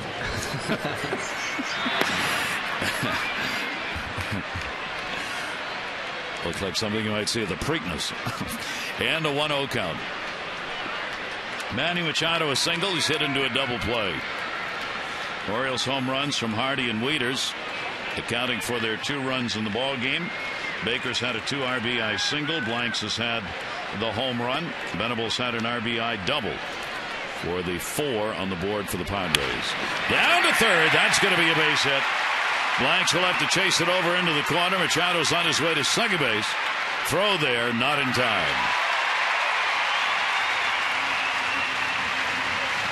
And Manny Machado staying red hot. He gets on this inside offering, driving it down the third base line out of the reach of Headley. Pretty good effort right there. Too much steam on that hard ground ball. Gets down the left field line, and Manny Machado in the second for his 15th double of the season.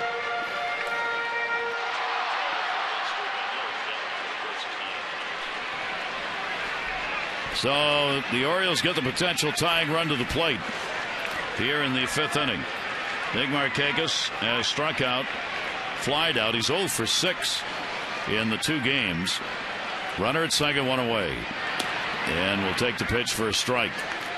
Nick now at 278, 3 home runs, 18 RBIs for Markakis. And here's a big Orioles chance to have an inning against Marquee.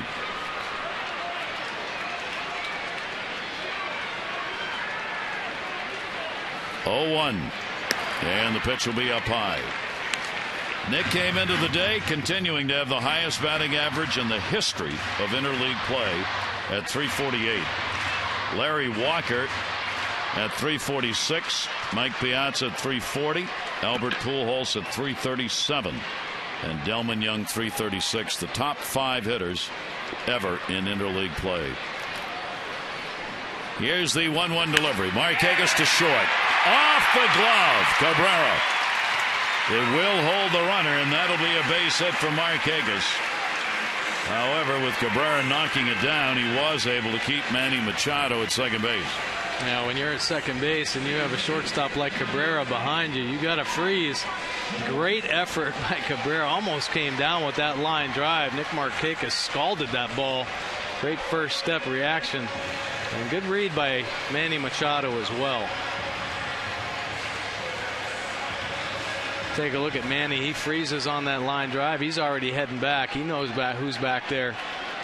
If he catches that ball and Manny's off there a little bit, we've seen how quick his hands are as well. He could have potentially doubled him up. And here's Adam Jones. 1 for 2 in the ball game. 2 on, 1 down. Jones hard to short. Cabrera, Jerko, and a tailor-made double play. No runs, 2 hits, no errors. A base runner left on. Marquee finding a way to get out of these innings, protecting the Padres' lead.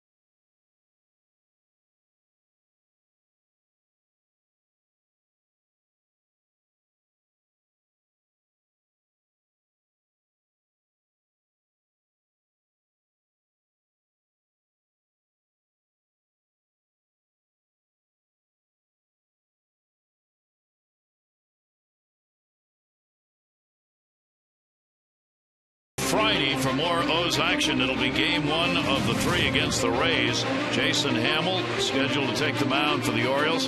Jeremy Hellickson, the probable starter for the Rays. Our coverage on MASN HD begins at 6:30 O's Extra, presented by Geico, followed by game coverage at 7.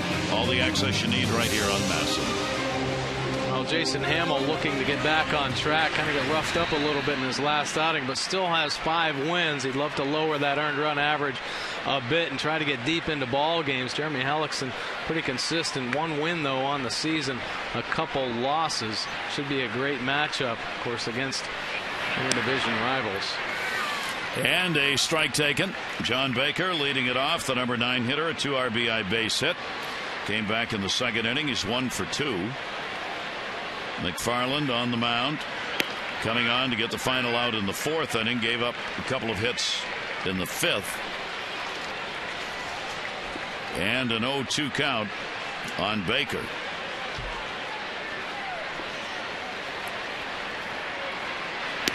Another breaking ball caught the outside corner. Let's take a look at the Nissan pitch track here. A great slider, great location. 3 pitches, and he basically dotted that outside corner down on away. You see the rotation right there. Good look at the pitch. Late action on the end. Great frame by Matt Wieters to get the call.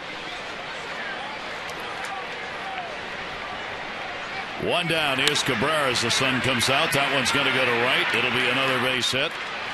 Markakis will get it back in. Cabrera now with a couple of hits in the ball game.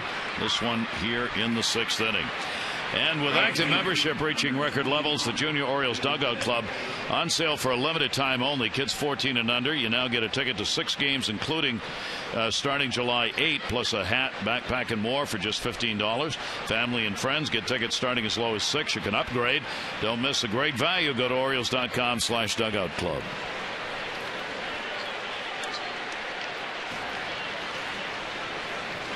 So Cabrera's on to first base, hit number 11 for the Padres.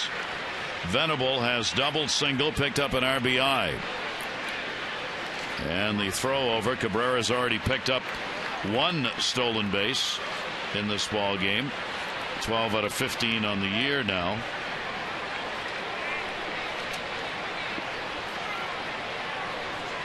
Padres trying to add to their lead. They've had base runners. They've left 7 on base. The Orioles 5 so far. McFarland, the long set. Timeout had been taken. That would have been interesting if he'd picked him off. His home plate umpire, Mike Everett, had already signaled a timeout. Just as the throw was being made to first, you see Wieters talking with Everett. I think it was the hitter who asked for the timeout, not Wieters. Because when a catcher asks for it, generally the home plate umpire points to the catcher. And that pitch is going to miss outside. Well, T.J. McFarland, he showed a pickoff move, but varying his times. That long hold obviously induced the timeout call, but a real quick pitch there. We just saw Tommy Hunter now out in the Orioles bullpen getting loose. 1-0 count with 1 down.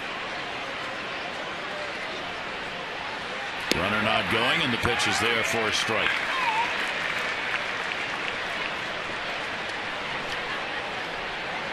Padres with the win last night. Orioles trying to make it a 1-1 in this 2-game set. Strange week for the Orioles, getting a day off on Monday and a day off tomorrow. 1-1 delivery on the way, and Venable will chop it to first base. Davis will play the runner and put the tag on. Cabrera will go down to second base, 2 away.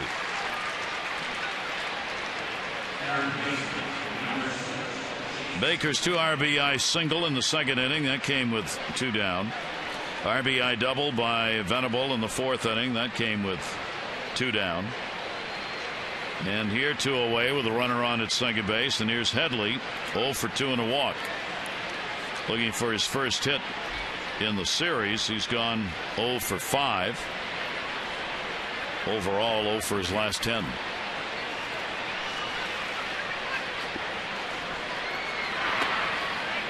Misses outside for a ball. Headley's going to get his second look at McFarland. Grounded out against him in the 4th inning. Yeah, in the first at bat, they faced TJ. TJ very careful how he pitched to Headley with the open base, and Headley ended up swinging at a pitch, probably a strike, but a great pitcher's pitch. There he goes to third. Wieters' throw is not in time. The speed of Cabrera again. It'll be a wild pitch. Well, great anticipation out there by Cabrera. He's got a great view here and watches it. Doesn't kick that far away from Matt Wieters, but he had a pretty good second there, and you see that speed there sliding into the back corner of third base. Very close play, but just in time. Now the intentional pass will be surrendered, with Tommy Hunter warming up and Carlos Quentin on deck. Got to believe there'll be a pitching change coming after this walk. So the intentional pass, and Buck Showalter immediately comes running out and makes the sign for Tommy Hunter. So the matchups here with a 4-2 score, and the Padres batting in the 6th inning. Runners on at first and third. It'll be Quentin coming up.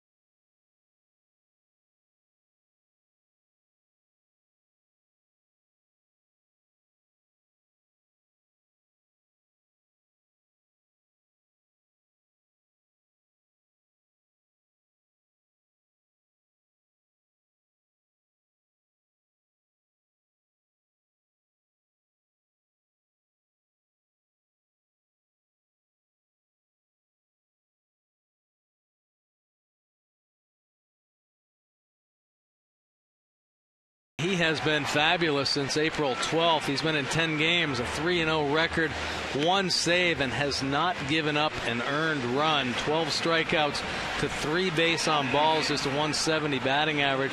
On the year, he's been in 13 games, and he continues to lower that earned run average. Rough start to the beginning of the year, but 1.40 now. He has been fabulous, and I'll tell you what, he started to pitch more, and that's been the key for Tommy Hunter. He's mixing in a lot of his off-speed pitches a lot more frequently, and still has that power arm coming out of the pen. Runners on at first and third, 2 down. Carlos Quentin. Here's your mano a mano. Power hitter, fastball pitcher outside. Wieters just able to get the glove on that, and anything that gets by Wieters, Cabrera will score from third base with his speed. And he's getting a big secondary lead over there with Manny Machado playing back. Quentin's got an 0 for 3 off Hunter. Hunter's given up virtually nothing to right-handed batters, who are 2 for 36 against him this year. And there's that matchup right there. Right-handers hitting 0.56 off Hunter. Left-handers 323. All 3 of the home runs surrendered by Tommy have come by the left-handed batters. Carlos Quentin, 1 ball, 1 strike. 0 for 3 in the ball game. Can't get around on it. 1-2. Well, Matt Wieters trying to go to that hole up and in on Quentin. That ball kind of leaked back over the plate. Got away with one there, but when you're throwing 96, 97 miles an hour, you can make a mistake or two, but don't give him too many opportunities. Lifetime 7 home runs against the Orioles for Carlos Quentin, and 5 of those have been hit in this ballpark. 1-2 delivery, and Quentin will pop that one up. Right field, high sky. Markakis trying to find it. Where is it? It's going to fall in, and the runners weren't running. A run will score as that one was lost in the sun. Markakis never saw it. He was looking for help from Flaherty, but I don't think Flaherty could find it either. And a run will score to make it a 5-2 game, and a base hit by Quentin. Well, tough ball. Obviously, we saw some sun balls in Minnesota. Ryan Flaherty trying to block out that sun.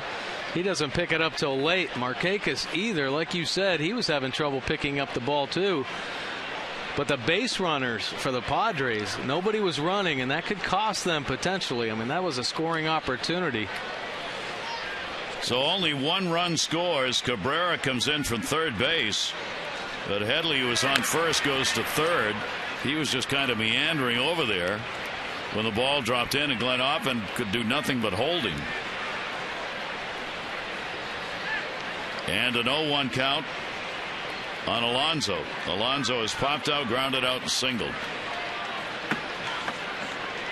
That's today. It's been like the clouds have come. There's been a little rain, then the sun comes out. And we said there's been a glare here all day. Obviously, much more so when you get the sun coming out as it is right now. 0-1 count. Yonder Alonso, and that will be inside from Tommy Hunter. And now Hunter, who really wanted obviously out of the inning against the right-hander, has to face the left-hander. Yeah, made the right pitch, induced that pop-up. But the elements got the Orioles on that play. 1 ball, 1 strike count. That will be inside. Alonso, 2 hits in the ball game. He's been on 3 times, 2 singles and a walk.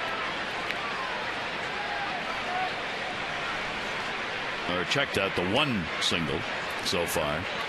2 ball, 1 strike count. Runners off first and third, and that'll be foul back. Well, he got one to hit and just couldn't square it up. 2-2.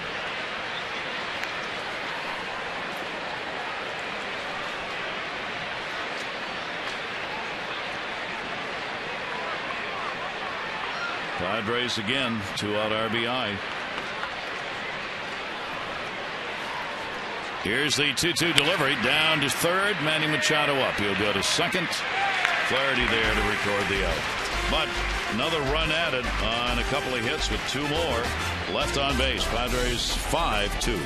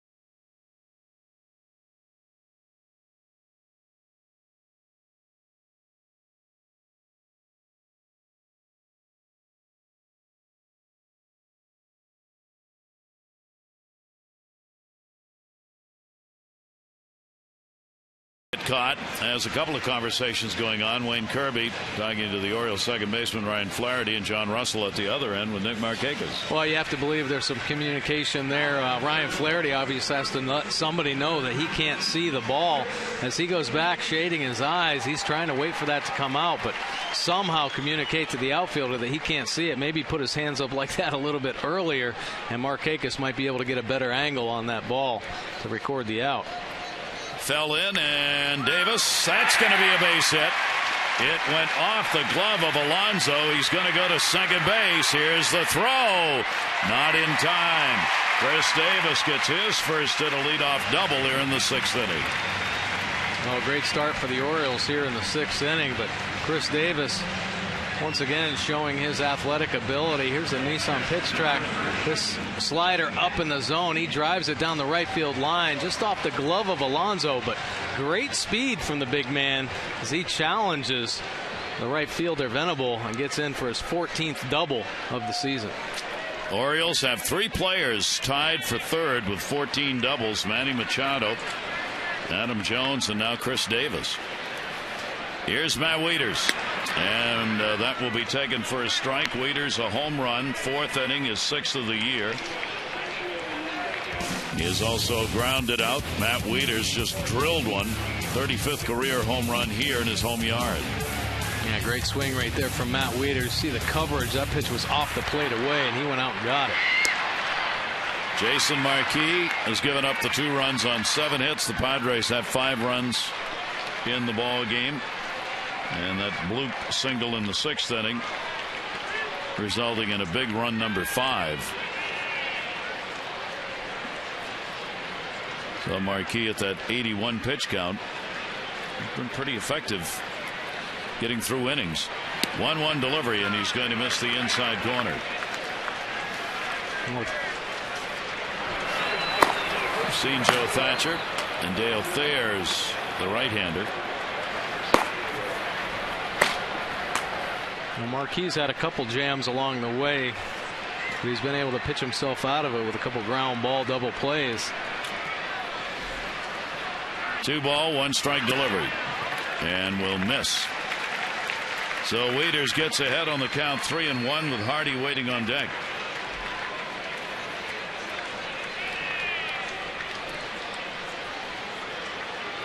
Orioles all time 5 wins, 5 losses against the San Diego Padres. Series that goes back to 2002. 3-1 delivery on the way, and he walked him. So the Orioles with a big chance here. That's 4 walks surrendered by Jason Marquis, and there are 2 on here in the 6th inning. For every Orioles walk this season, Care First Blue Cross Blue Shield will contribute $50 to the Y of Central Maryland's Fit and Fun program. To date, the Orioles have drawn 122 walks for a total of $6,100.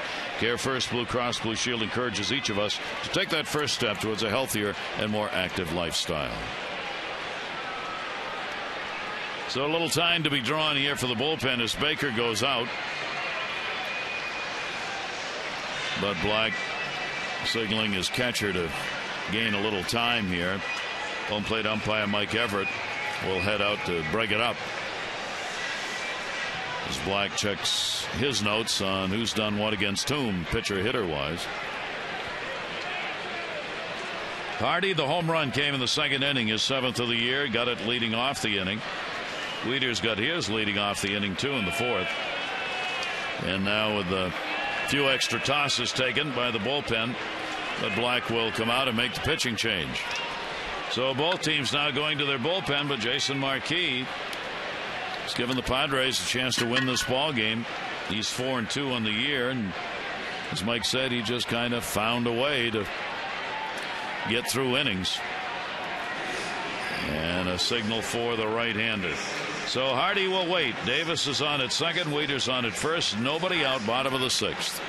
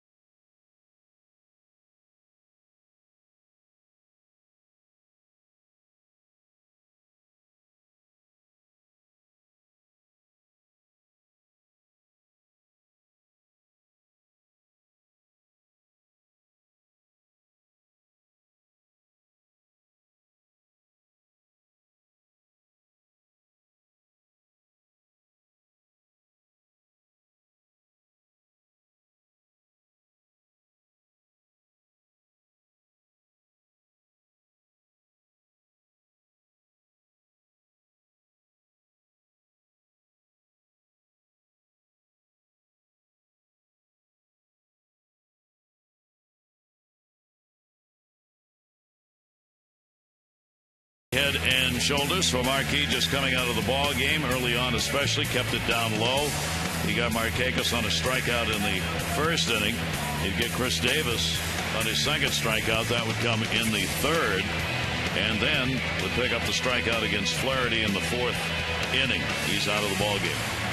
Yeah, here's Jason Marquis' line. Just over 5 innings, 7 hits, 2 runs, both of them earned on the solo home runs, 4 walks, 3 strikeouts, pretty much by the book by Marquis, always nibbling the edges at an early exit, just 84 pitches. Did find a way, like Gary said, with a couple ground ball double plays. Dale Thayer now on 17 games this season, 3.63 earned run average. Pretty much a 2-pitch pitcher, fastball and slider. Fastball gets up in the mid-90s. So Thayer makes his first relief appearance in this short 2-game set. He worked on the 12th against Tampa Bay in the last outing. Worked an inning and a third. He gave up a run, a hit. That ball way up in the air. It'll be hauled in. Venable. Runners will stay right where they are as he gets it back in, and Hardy is retired. That's the first out here in the 6th inning.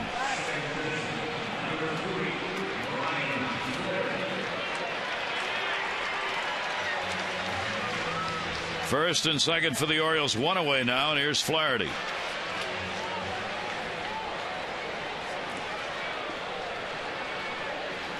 Against Thayer this year, right-handers hitting only 138, and the left-handers 186.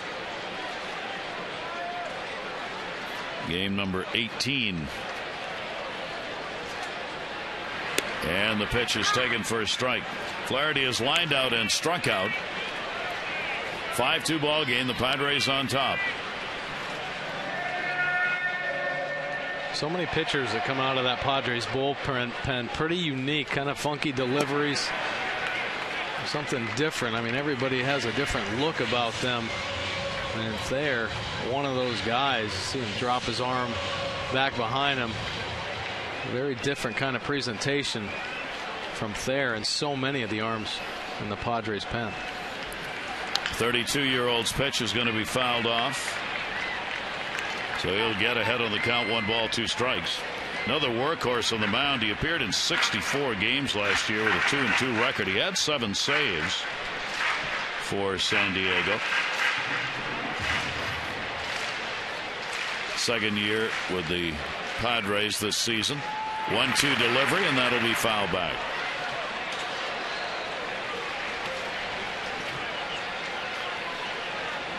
One ball, 2 strike count.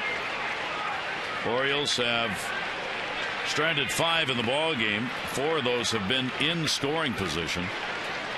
Padres have had a lot of runners on. They've left 9 on base. 1-2 delivery and a breaking ball that will be stopped. Baker trying to get his way through Flaherty so he can find the ball. Well, that's a real nice block, a real big block at a crucial time in the game. That ball ends up kicking away from Baker. A couple guys in scoring position certainly helped the Orioles cause.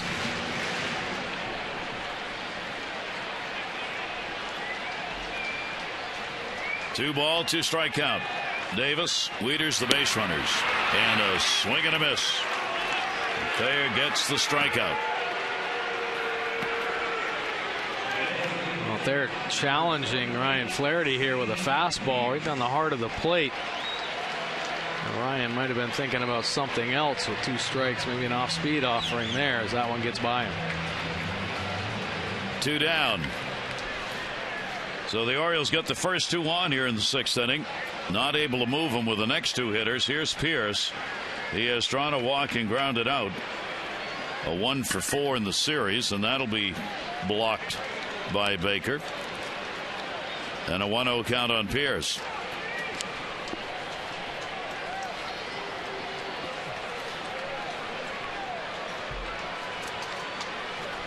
Jason Marquis hoping the bullpen can preserve chance for him to be a winner. 1-0 delivery will be popped back, and no play on that one. Padres bullpen has been a strength.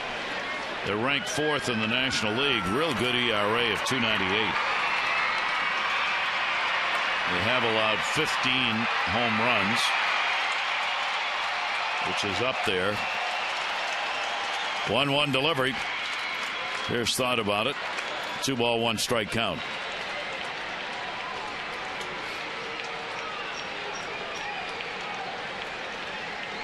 Well, in this series, we've seen the potential of this Padres club offensively, really kind of putting on a show today.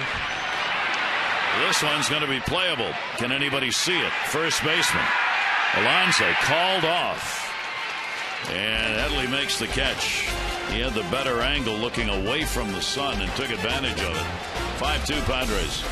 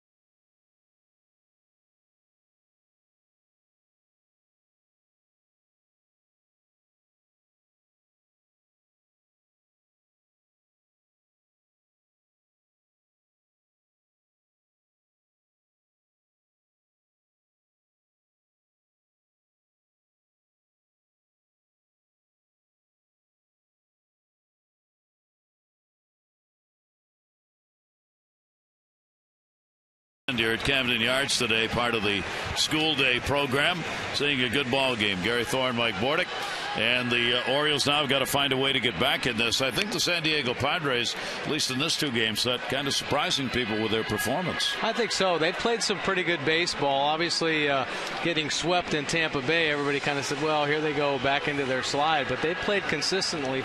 They've had a chance to win in that series. You know, they only lost by 1 run in, I think, each of those ball games. So great opportunities there. And they're showing in this series that their offense is capable of carrying them. Good bullpen. They're looking for solid starting pitchers. And Marquis getting them a little bit deeper into this ball game. That is surprising. It would be the offense at this point carrying the Padres, noted for their pitching as they play in the ballpark at Petco, which is very pitcher friendly. We go to the top of the 7th inning. Tommy Hunter stays on for the Orioles. Jericho's had 2 singles, 2 for 3 in the ball game, 3 for 6 in the 2 game set. So he hasn't hurt his average. And a swing and a miss. Hunter comes and gets him in a hurry. Well, it's one thing to throw 96 miles an hour. It's another thing to locate with 96. And this is a great fastball on the outer third of the plate. Great location, great velocity from Tommy Hunter, and made quick work of Jericho.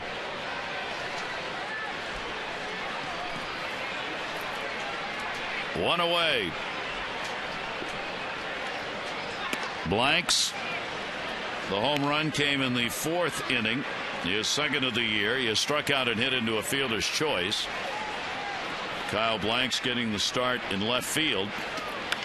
Check swing. Hunter. And Blanks made it. I think when Tommy Hunter looked and saw Blanks going a whole lot faster than he thought he was going to be running, he rushed the throw a little bit and pulled Davis up off the bag. Yeah, you're exactly right. Pretty nice play there by Tommy Hunter, but when he looks up, Blanks really getting down the line for a big man. And that throw, he rushes it a little bit. Pulls Chris Davis up off the base. Good hustle. You have to credit Blanks for really flying down that line, and then Tommy Hunter shows his frustration there with the high throw. Blanks can fly. Yeah, he can. Boy, that was Big man going down the line. That'll be an error charge to Hunter. First error of the ball game. The Orioles committing just their 12th error of the season. Fewest errors in the American League. Orioles have given up only 10 unearned runs this year as a result. So one away, a runner on at first base. Amarista, 2 doubles. Is grounded out, pumps that one to center. Jones going back, head down, still looking way back, and goodbye home run. What a day Alexei Amarista's had. He continues the production from the bottom part of this order. A 2 RBI homer and a 7-2 Padre lead. Amarista really swinging the bat, obviously, this afternoon. His 3rd home run of the season. A couple are doubles today to go along with this home run, but he just gears up for a fastball and he lets it go, driving this pitch out to left center. Adam Jones putting his head down, giving chase, but just too much carry there. Big home run for the Padres and Amarista. So the Padres using the long ball and extra base hits in this ball game. 7 runs on 13 hits now for San Diego. And that ball is going to be fouled away by Baker. So the Oriole pitchers have found a formidable offense up against them here in this 2-game set. One of those runs will be unearned. And the pitch is outside. 1 ball, 2 strike count.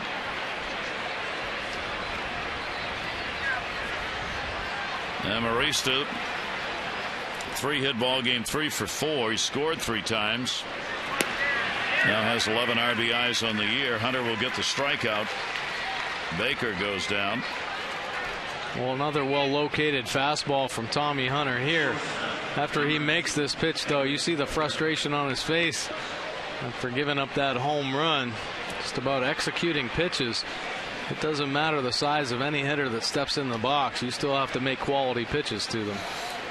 Tommy Hunter's given up 4 home runs this season. Leadoff batter Cabrera. Cabrera with a couple of singles in the ball game, a run scored. He's had a stolen base and a walk. Busy day for the leadoff batter, Everett Cabrera. And foul tips that one into the mitt of Wieters. 1 ball, 1 strike count, 2 down. Padres have been retired in order only once. That was in the 3rd inning. Garcia charged with 4 runs, 7 hits over 3 2/3. McFarland a run. Bouncer up the middle and another base hit.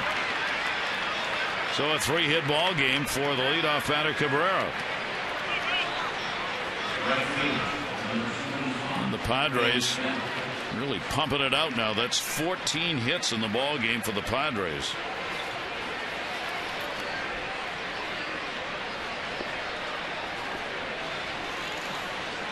They keep the inning alive with 2 down. Venables already had a 2-hit day. Double, single RBI. He's 2 for 4. Hitting at .253. And Hunter's fastball taken inside. Well, Tommy sticking with that fastball a lot more than we've seen him throughout that consecutive scoreless streak. He was consistently mixing up his off-speed pitches, but really pumping the fastball here. Almost got him. Throw down, not in time. Boy, Cabrera took a big lead. He's already gotten 1 stolen base, his 12th of the year, 12 out of 15. Well, the Padres well aware of what the Orioles offense is capable of doing. They came back from a 6-0 deficit there in Minnesota in the last series. So there goes Cabrera, foul back. Yeah, they're definitely going to try to keep tacking on some runs.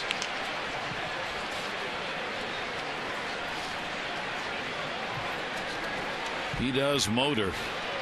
Be fun to see him get a triple against somebody else, but watch him run around the bases. He can really fly. So Cabrera back.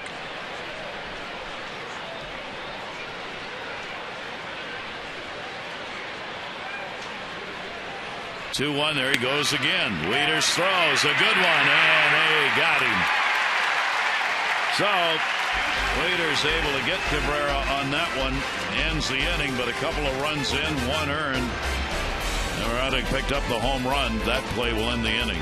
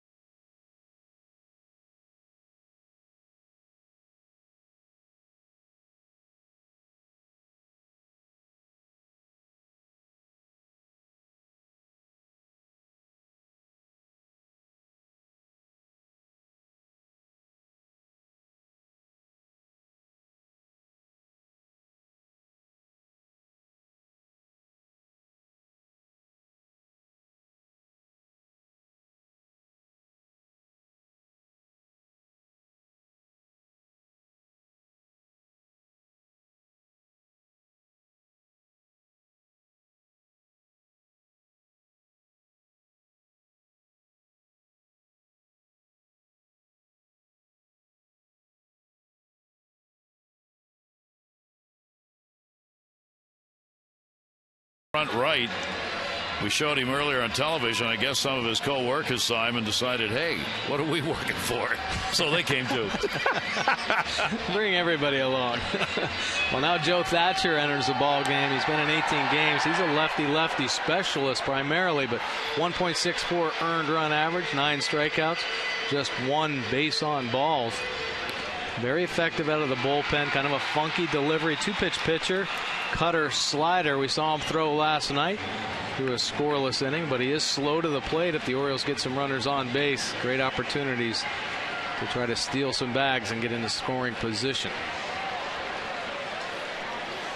Good job done by Dale Thayer. Worked an inning, came on with 2 on, nobody out, and left the runners right where they were when he came in, first and second. Bottom half of the 7th inning. Here's McLouth. And the sweeping pitch will be taken away for a ball. Nate getting another shot against a left-hander. Obviously does not get many of those, at least not at this point. He's 2 for 14 with a home run off lefties. That's in there for a strike, 1-1.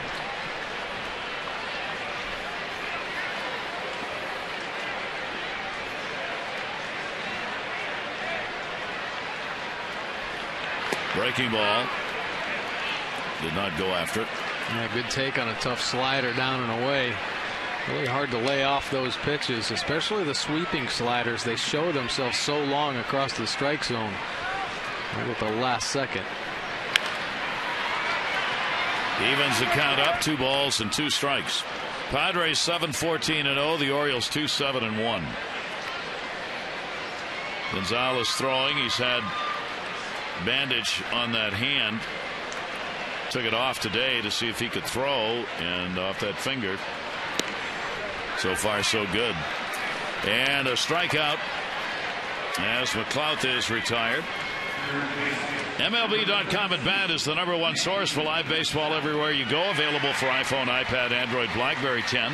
At bat delivers Oriole baseball, live audio, pitch tracking, stats, news, highlights, and more. Text at bat 31826. Go to Orioles.com for details.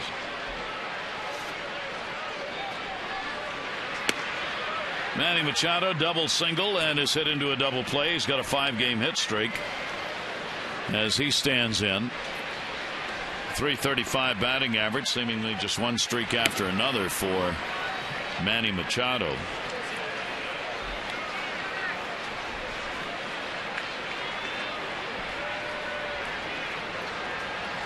One ball, 1 strike delivery, and that will be in the outside corner for a strike.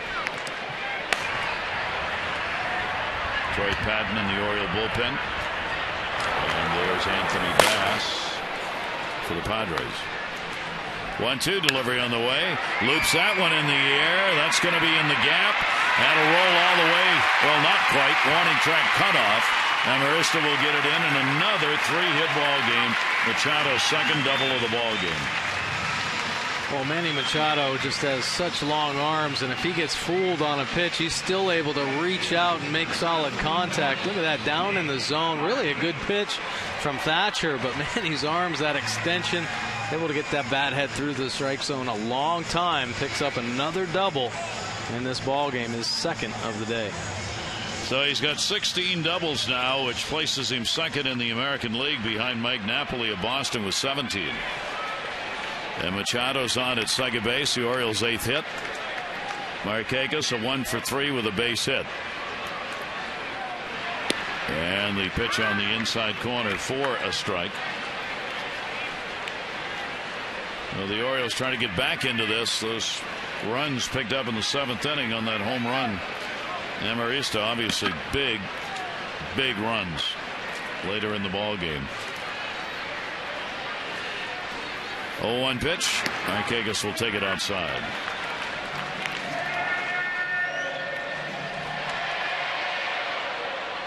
Nick against the lefty, sitting at 245. About 50 points higher against right-handers. 1-1 delivery. That one's towards the gap. Amarista with a long run will make a nice catch. Tagging up, going nowhere at second base. Machado, as Amarista got it back in a hurry. So you see Manny Machado, the May stars for the Orioles. We're midway through the month. Manny Machado with that .393 average, 3 homers, 8 RBIs. Hardy this month hitting .298, 4 home runs and 8 batted in. And Tillman's 2-0 already in the month with a really fine 1.71 ERA. They have been 3 of the May stars for the Orioles. And with Jones coming up, Black wants the right-hander, so Bass will come on to do the pitching.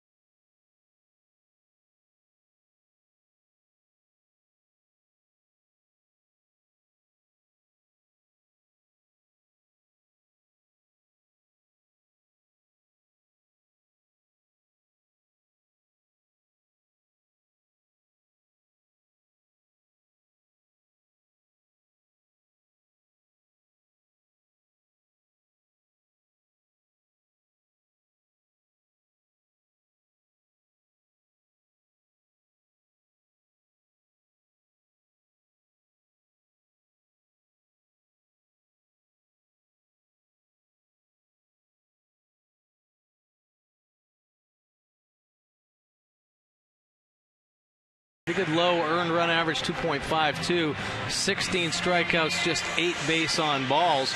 He was one time a starter, now moved to the bullpen, been used in long relief roles for the Padres. So Adam Jones is coming to the plate to face Bass, and here are some numbers for you. Yeah, take a look at the Jeep inside the numbers for Adam Jones. Since 2011, by location, his batting average inside 295, middle 353. Obviously, you don't want to make a mistake on the inner part of the plate or the middle, but outside, Adam Jones's numbers are steadily on the climb. He's becoming such a dangerous hitter. Great with 2 strikes now, shortens up a little bit, uses the whole ballpark really to stay alive and at bats, and all those numbers are going to continue to climb, but great plate coverage for Adam Jones. So a runner at second base with 2 down. Manny Machado with a double. Jones has had a single, 1 for 3 in the ball game and 1 for 6 in the 2-game set. 2 down. Goes after the first one and fouls it back. Right-hander Anthony Bass, 25 years old, out of Dearborn, Michigan. He's a college star at Wayne State University in Detroit. Has played on the Padres roster each of the last 3 seasons. 24 games last year. Had a record of 2-8, a starter in 15 of the ball games last year. 0-1 delivery by Bass and a swing and a miss on the pitch down. Well, slider, real good pitch for Anthony Bass. He has all 4 pitches. Slider and changeup are his secondary pitches, but he loves to go to that slider when he's ahead.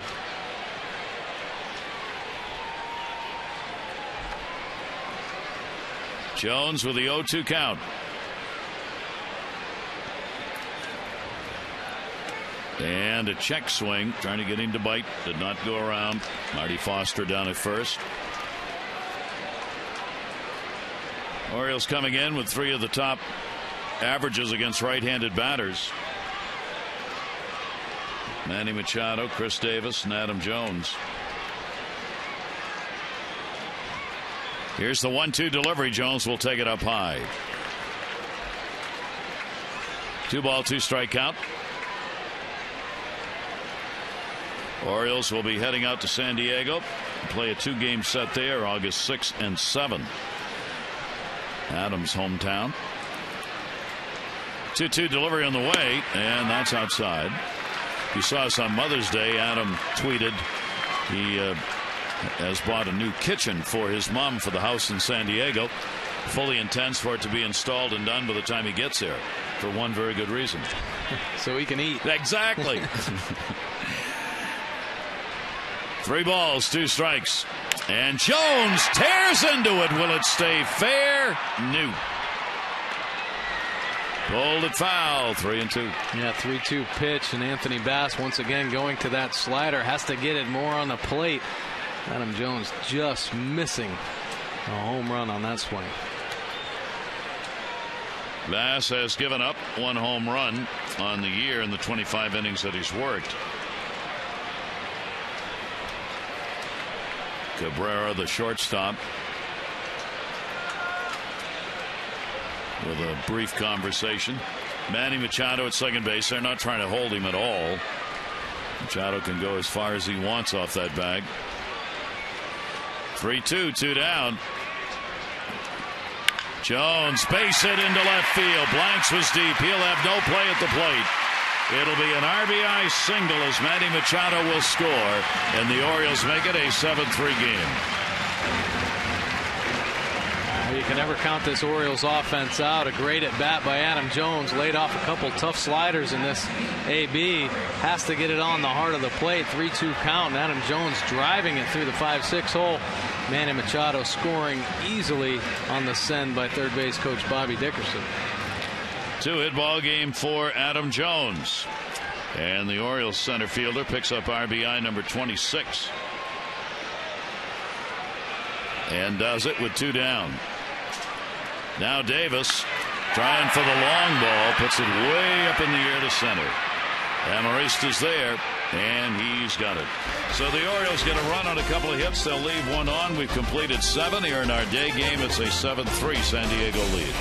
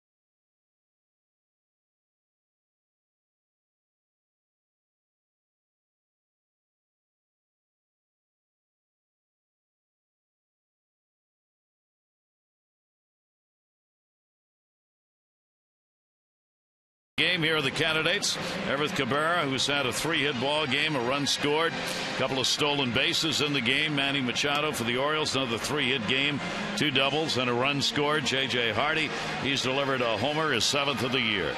Text in your vote A, B, or C, 31826. A new pitcher, Troy Patton, now in the ball game. He's been in 15 games this year, a 3.38 earned run average, 6 strikeouts, 9 base on balls. A little concern there. Certainly don't want to fall behind hitters and put them on base, especially the role Troy Patton has. 259 average for the opponents. Lefties 304, which is a little bit of a surprise. Righties 229 on the year. And here in the 8th inning, Will Venable will resume an at-bat and foul it off. He was at the plate when Cabrera was caught stealing to end the inning in the 7th.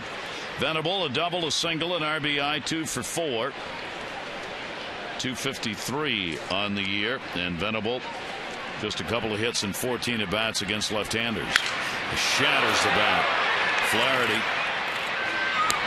just gets him at first base. Venable retired.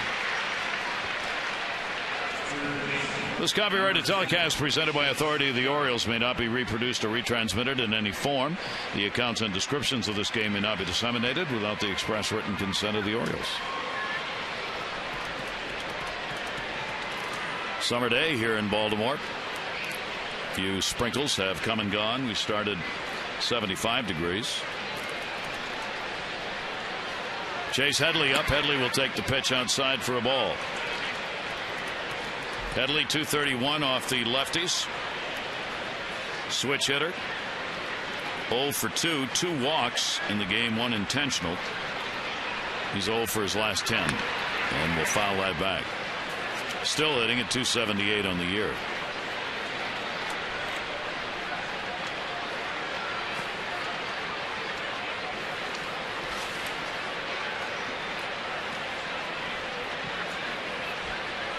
Troy Patton with the infield playing the hitter to pull. Delivers 1-1. He goes the other way instead, and that's going to be a base hit. That will fall in. Headley's on with a single, so that'll get him out of the 0 for 10 he was in. And it comes with 1 away here in the 8th inning. The 15th hit of the ball game for the Padres.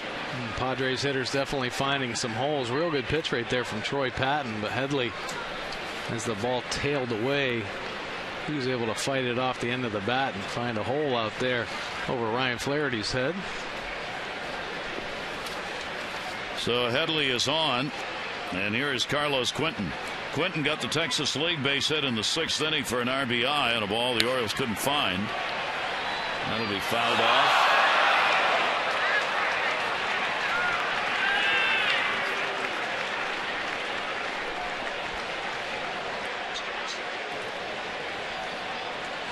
Quentin with the 0-1 count.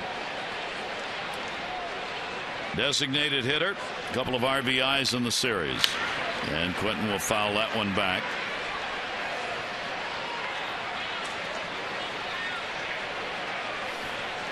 Lifetime against the Orioles, a 273 hitter with 7 home runs coming into the game. As we've mentioned, though, here in this ballpark, a 197 hitter, but 5 of the 7 home runs. And just keeps the at-bat alive. Got fooled on that, flicked it foul.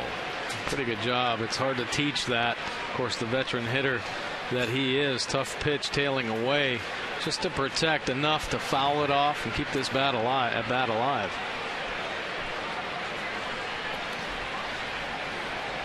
Runner at first with 1 away. And a swing and a miss on a pitch that was down and into him, and a good one. Patton will get the strikeout. So tough to pick Troy Patton's offerings up. He throws across his body. Quentin was really fighting this hole at bat just to stay alive, but a nice pitch at the bottom of the zone. You see Quentin way out in front for strike 3 there.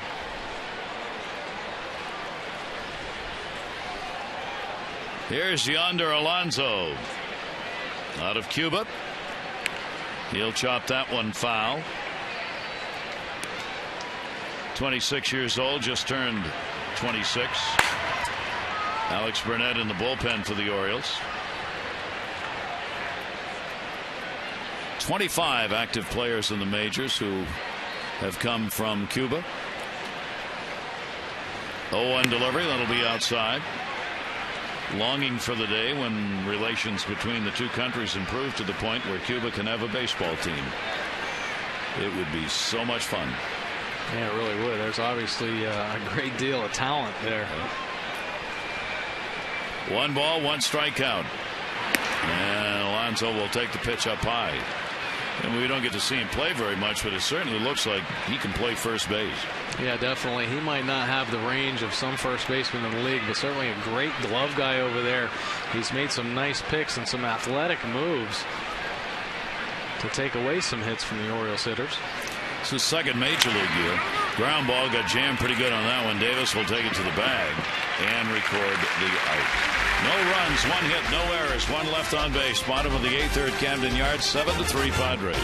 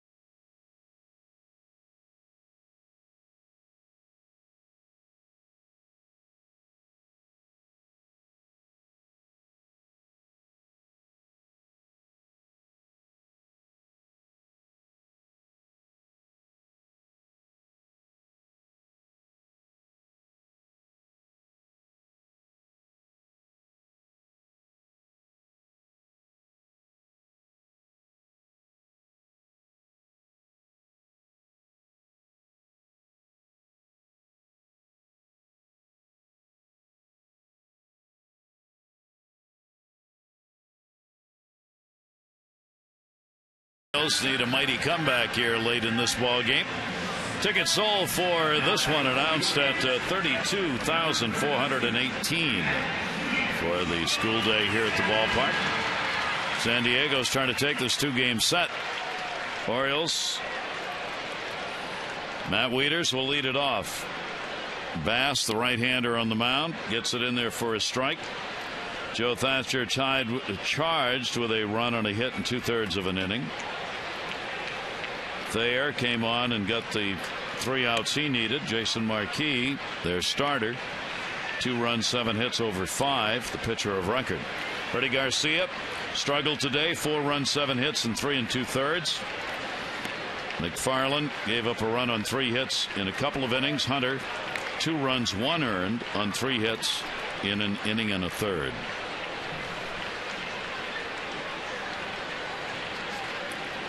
Two-one delivery. Scooped.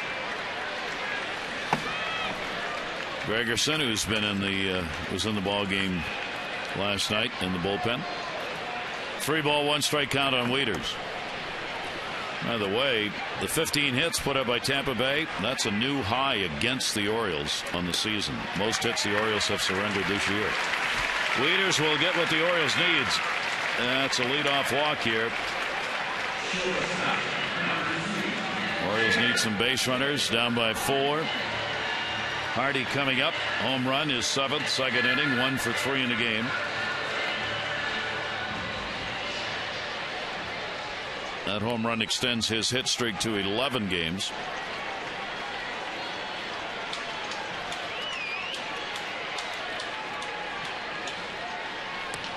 And Hardy will take it for a ball. Well, one thing about this Orioles offense, and we've seen it all year long, they never stop coming at you. There's really no let up throughout the lineup, and historically have been really tough down the stretch of ball games. And Bass having trouble right now finding the strike zone. So Baker, the catcher, heads out to talk to him. Orioles have Flaherty waiting on deck. J.J. Hardy has had a hit streak as long as 19 games in his major league career. Did that in 2007 for his career high hit streak. Playing with the Brewers. 3-0 count.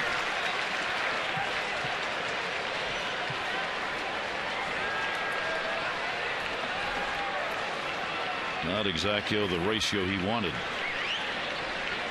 He's walked 8 in 25 innings coming into the game. He'll get that one in there for a strike.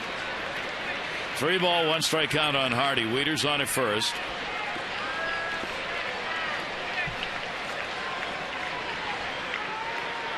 And Hardy will make him throw a strike here. He does. In the air to center. Amarista back. Runner halfway will go back. 1 out.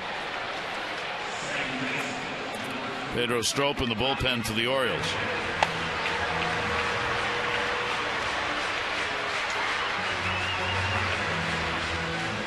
Orioles off tomorrow and then open up the series against Tampa Bay on Friday. 7 o'clock ball game. Jason Hamill will go for the Orioles. We believe Jeremy Hellickson will be the starter, the probable starter for Tampa Bay. Flaherty trying to bunt to get on as he had Headley back at third and pulled over towards short. Takes a strike. Not a bad idea from Ryan Flaherty, and the way try to shorten up that infield, give him some extra holes to try to shoot through, get another guy on base. Steve Pearce bat right behind him. Of course, his bat heating up. Big swing and a miss.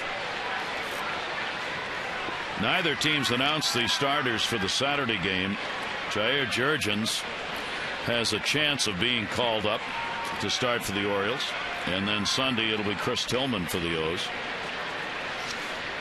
0-2 delivery. Popped up in the air. Third base side. Headley going over and back. And no one can get there.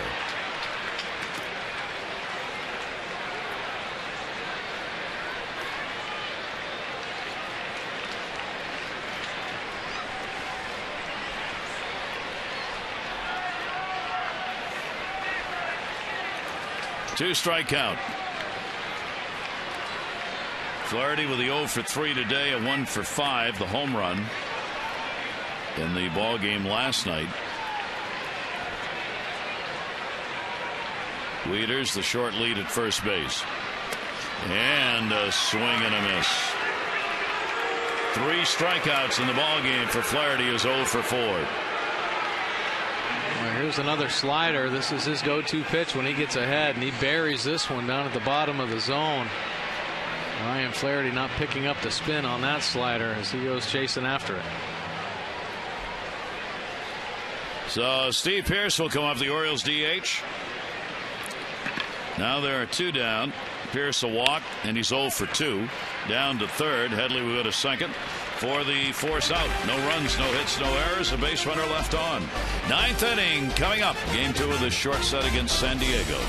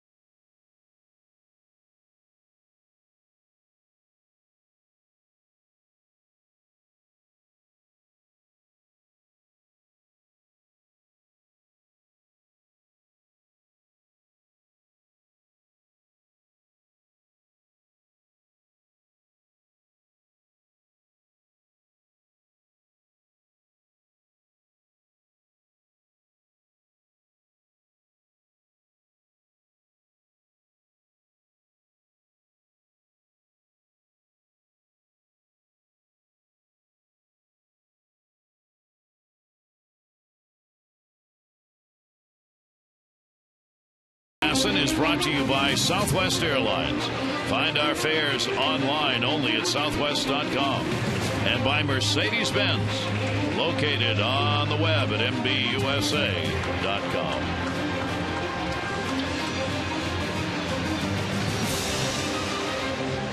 What am I looking at? That was the slow-mo of the white lining machine, the chalk machine for the base paths. That's pretty dramatic, actually. Thought they were shoveling snow somewhere. Pedro Strop now coming on in relief. 176 batting average for opponents this year. Pedro Strop really starting to get back into his own, finding his rhythm again. He's had 8 2/3 scoreless innings as of late, so finding his rhythm coming out of the pen.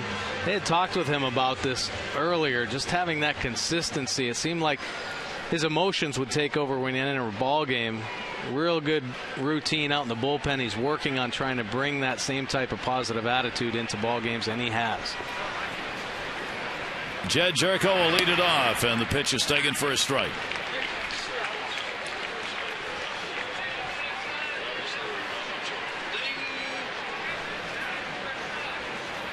Hitting at .257, 3 home runs, 12 RBIs.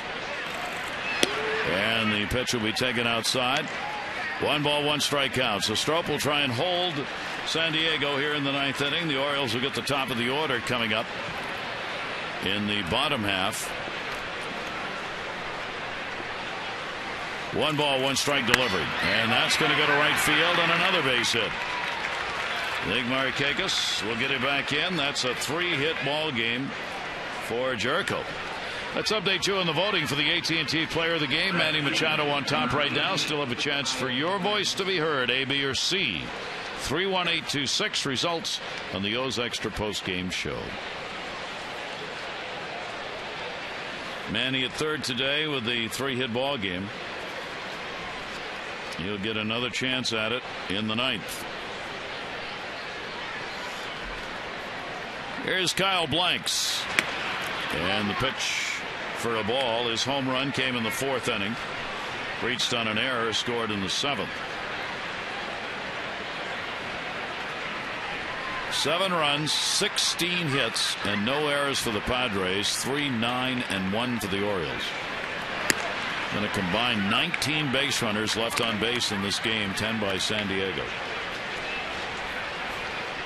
Yeah, this Padres offense really exploded here in this season. Obviously, like you've been saying, 16 hits now on the day to the Padres. And if their offense starts clicking the way it did in this series, they're going to be a team to contend with.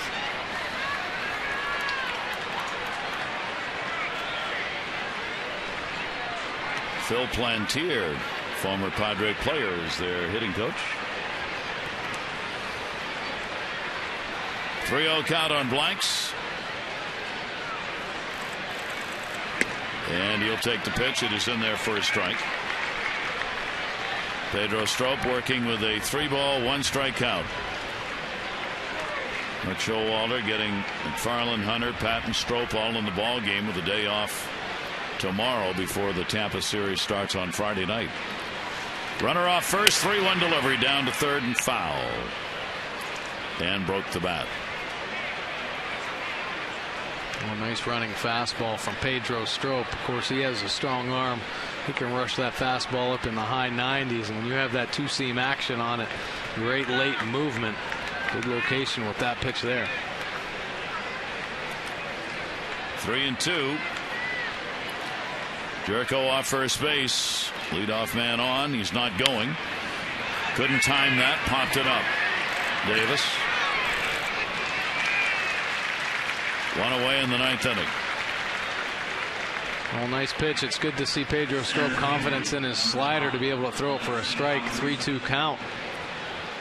Flips that one up in there, and after you rush a fastball in on the hands, that slider a really effective pitch, able to get Blanks out there.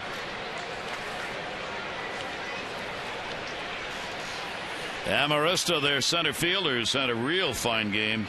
2 doubles and a home run. He has scored 3 times, picked up 2 RBIs. And Amarista will foul that one right straight back. Not big of stature, but reminds me a bit in his swing of Dustin Pedroia.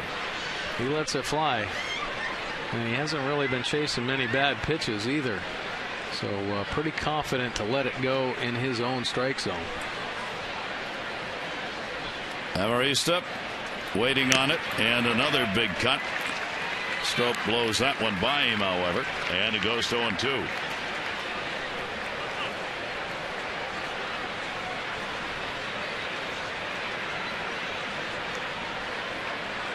"24-year-old infielder. He's getting some starts in the outfield as San Diego tries to find a place for him. And that's going to bounce. Wieters will stop it, and the runner will stay at first base.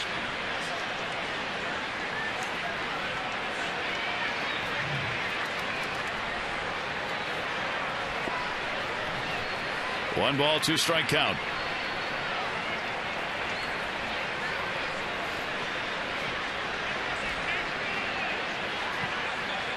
First base coach Dave Roberts talking with Jericho, the base runner, who's got a pretty good lead. Here's the 1-2 delivery on the way.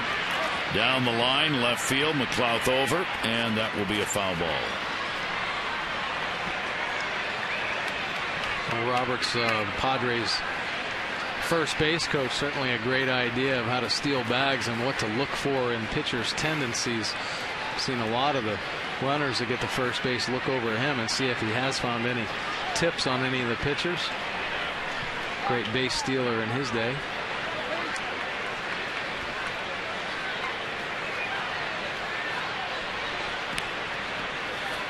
Amarista with a 1-ball, 2 strike count still. Runner not going, and again that will be fouled away. So Amarista making it tough here on Pedro Strop.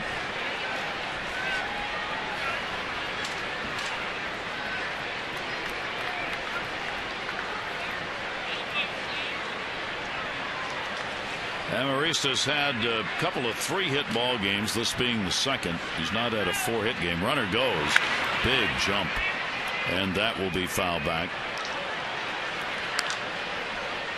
Strop really not looking over there at first, and Jericho just took off. He was running almost before any movement by Strop. Yeah, I mean, pitchers can fall into tendencies as well, and a lot of it is the timing of their delivery. As soon as he comes set, there might be a 1 or 2 count, and it definitely looked like Jericho was timing him up.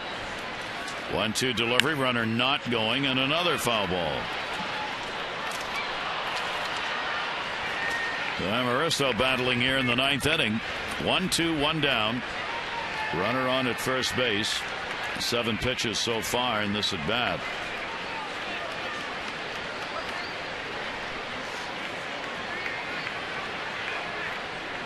Amarista much better against the righties than the lefties. 271 to 071 coming into the game. Throw over this time just to try and keep Jericho a little honest here. With only 1 away, looking for the ground ball. Yeah, that could potentially be a big run over there at first base, and if Pedro Strop falls into a rhythm and he's able to time him up to get out on second base and in scoring position, could be huge for the Padres. Runner not going, 1-2 delivery, and I think he swung at it. Yes, he did, and he's out. Ball came in, and they got him on the foot somewhere after, during the swing. Jericho had taken off, was all the way over to third. They'll send him back across the diamond to first base. Well, here's the effect of Pedro Strop's slider. Real hard pitch, and he thinks it's a fastball, so he commits to it, but that late break catches it on the top of the back foot. And yeah, he went. Great call by the umpiring crew. Matt Wieters, he knows he went too. Adds insult to injury right there, doesn't it? Yeah, sure does.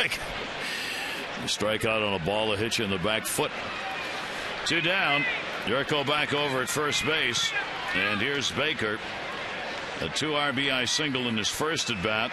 1 for 4 in the ball game. He struck out the last 2 times up. And the pitch is outside for a ball. Baker, a veteran backup catcher for the Padres, came in 0 for 19 and then got the 2 RBI single in the second in his first at bat. 1-0 delivery to him, and that's going to be outside from Pedro Strop.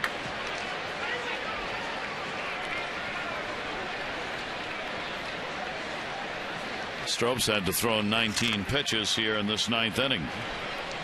Well, that was a big at bat by Amarista. Fouled off a lot of tough pitches. Here's the 2-0 delivery to Baker, and he'll foul that one away.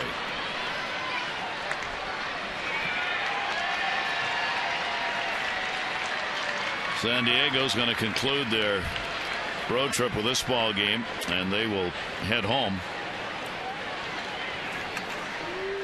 They've got games against the Nationals, 4 games starting tomorrow night against Washington and the Cardinals. Quick throw over by Strop, not in time. Orioles, of course, will have the day off tomorrow. Tampa Bay comes in for 3 games. Friday at 7, Saturday at 4, Sunday at 1:30. And then the Orioles have the Yankees in. Throw over again, almost gets away as Davis reaches for it. 3 game set with the Yankees Monday, Tuesday, and Wednesday, all 7 o'clock, 7:05 first pitches.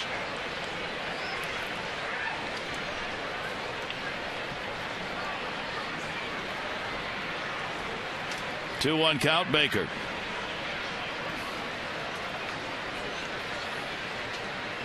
Strope's delivery to him is outside. So the count goes to 3-1. Jerko getting a suntan over there at first base. He's been out there about an hour. He got on with a leadoff single. And there he sits after the long at bat taken by Alexei Amarastin.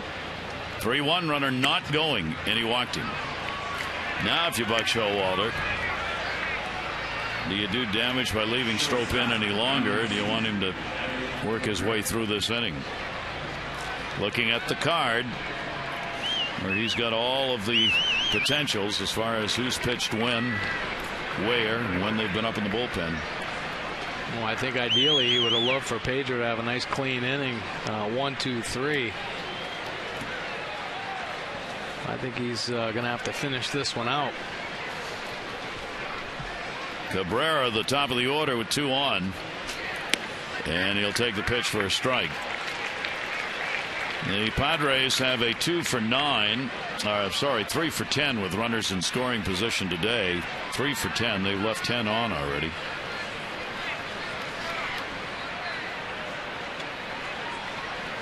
Oh, 1. Cabrera's not going to leave him on here. Base hit, right field. Jerko the turn. Got plenty of time to get him at the plate. Cut off to go to third. Run scores before the out is recorded at third base.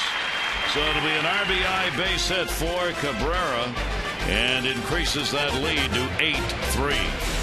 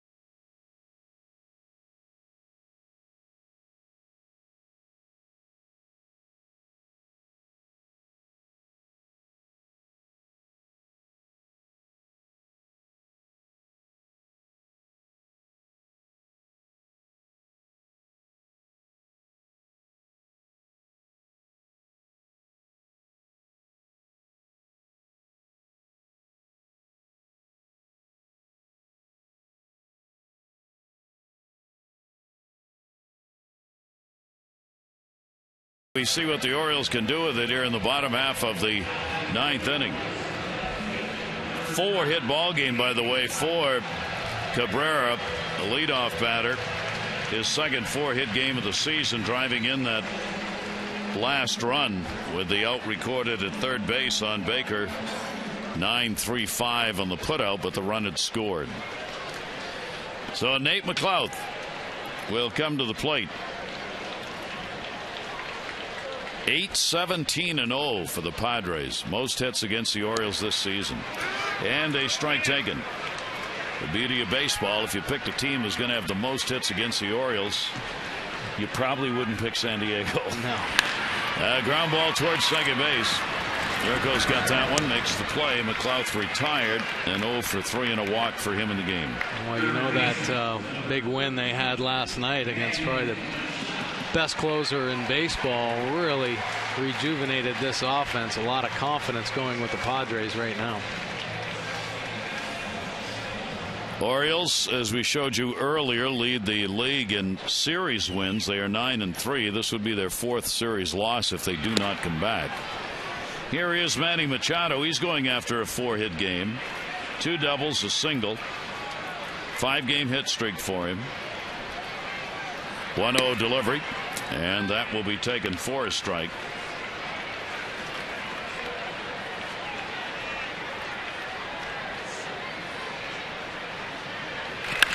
And he rockets that one to center deep. Not a good jump, and it's going to be over the head of Amarista. And another double. A 3-double ball game for Manny Machado. And a 4-hit game. Well, so impressive. I mean, he's shown he has great plate coverage and he can find the holes in front of outfielders, but you make a mistake and he gets extended. Look at that great position, head down. He just destroyed this ball and then beats Amarista deep. Pretty hard to do. Amarista, a lot of speed out there in center field. The Orioles have their 10th hit of the ball game.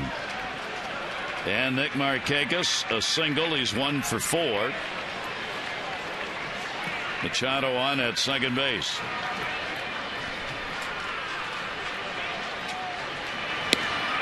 The most doubles in a 9-inning ball game in the American League is 4. And there is 20-plus players who have had 4 doubles in a ball game, including Charlie Lau when he played for the Orioles. One of those. With all the doubles the Orioles have had this year, nobody's had 4 in a game. That one misjudged. Markakis is going to get a hit.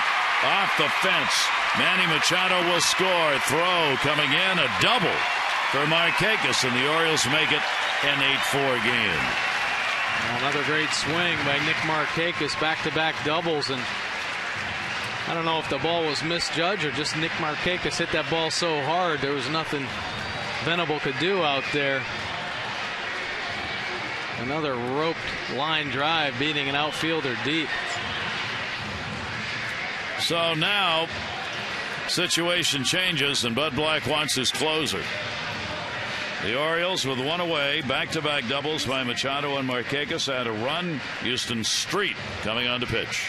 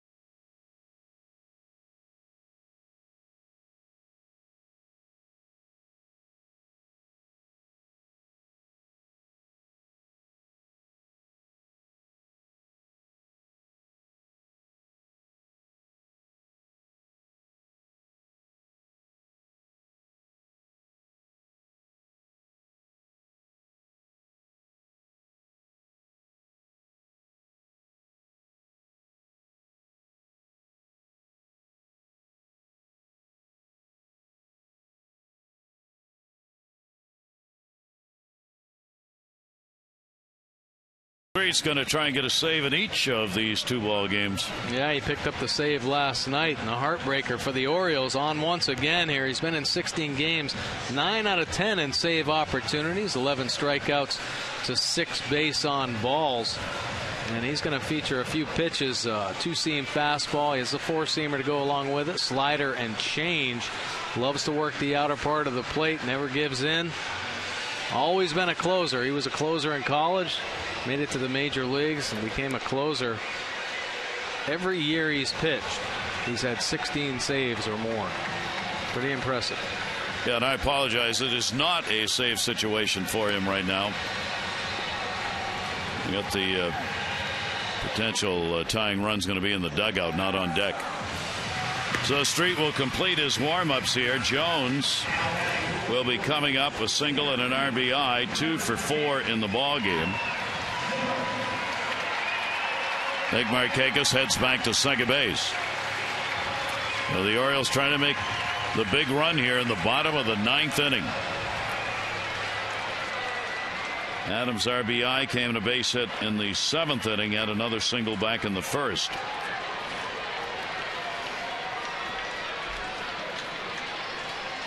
.319 on the year, 26 runs batted in. Markakis at second, 1 out.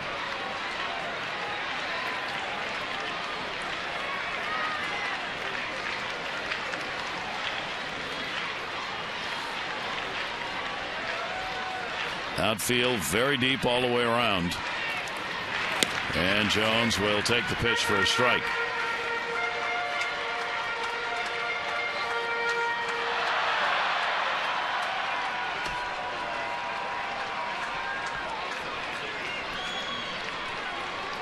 Jones with an 0 for 5. Lifetime off Street.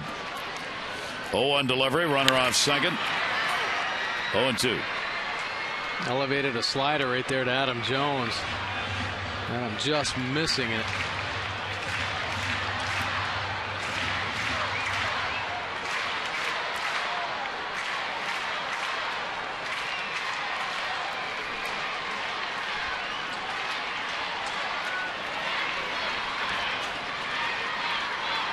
Jones to be followed by Chris Davis.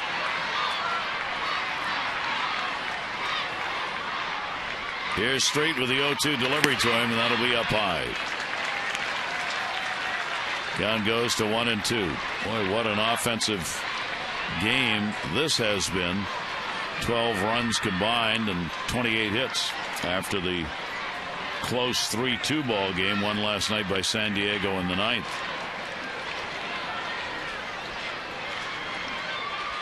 One-two delivery by Street. Jones reaching.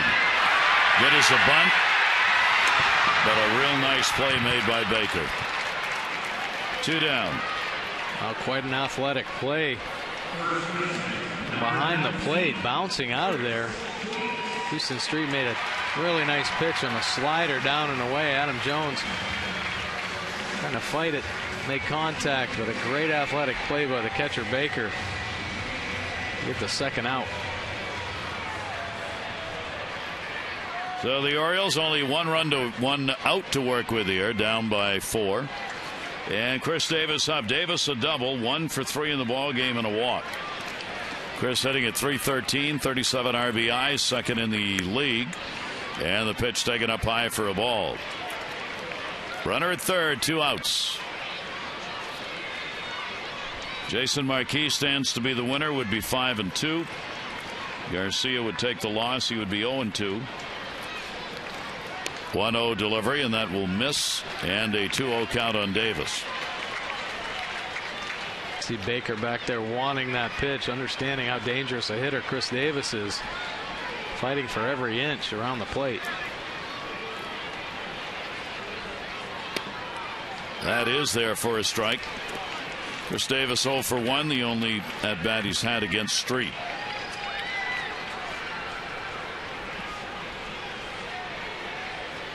Orioles 9-7 here at Camden Yards this year. If they don't come back, it'll be just a game over 500 here at home.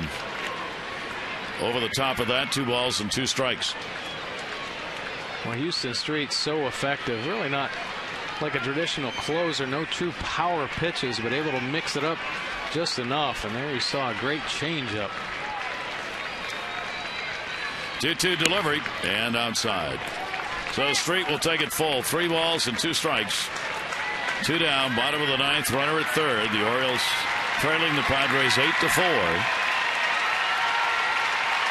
Davis trying to keep it alive for the O's. 3-2 delivery to him in the air.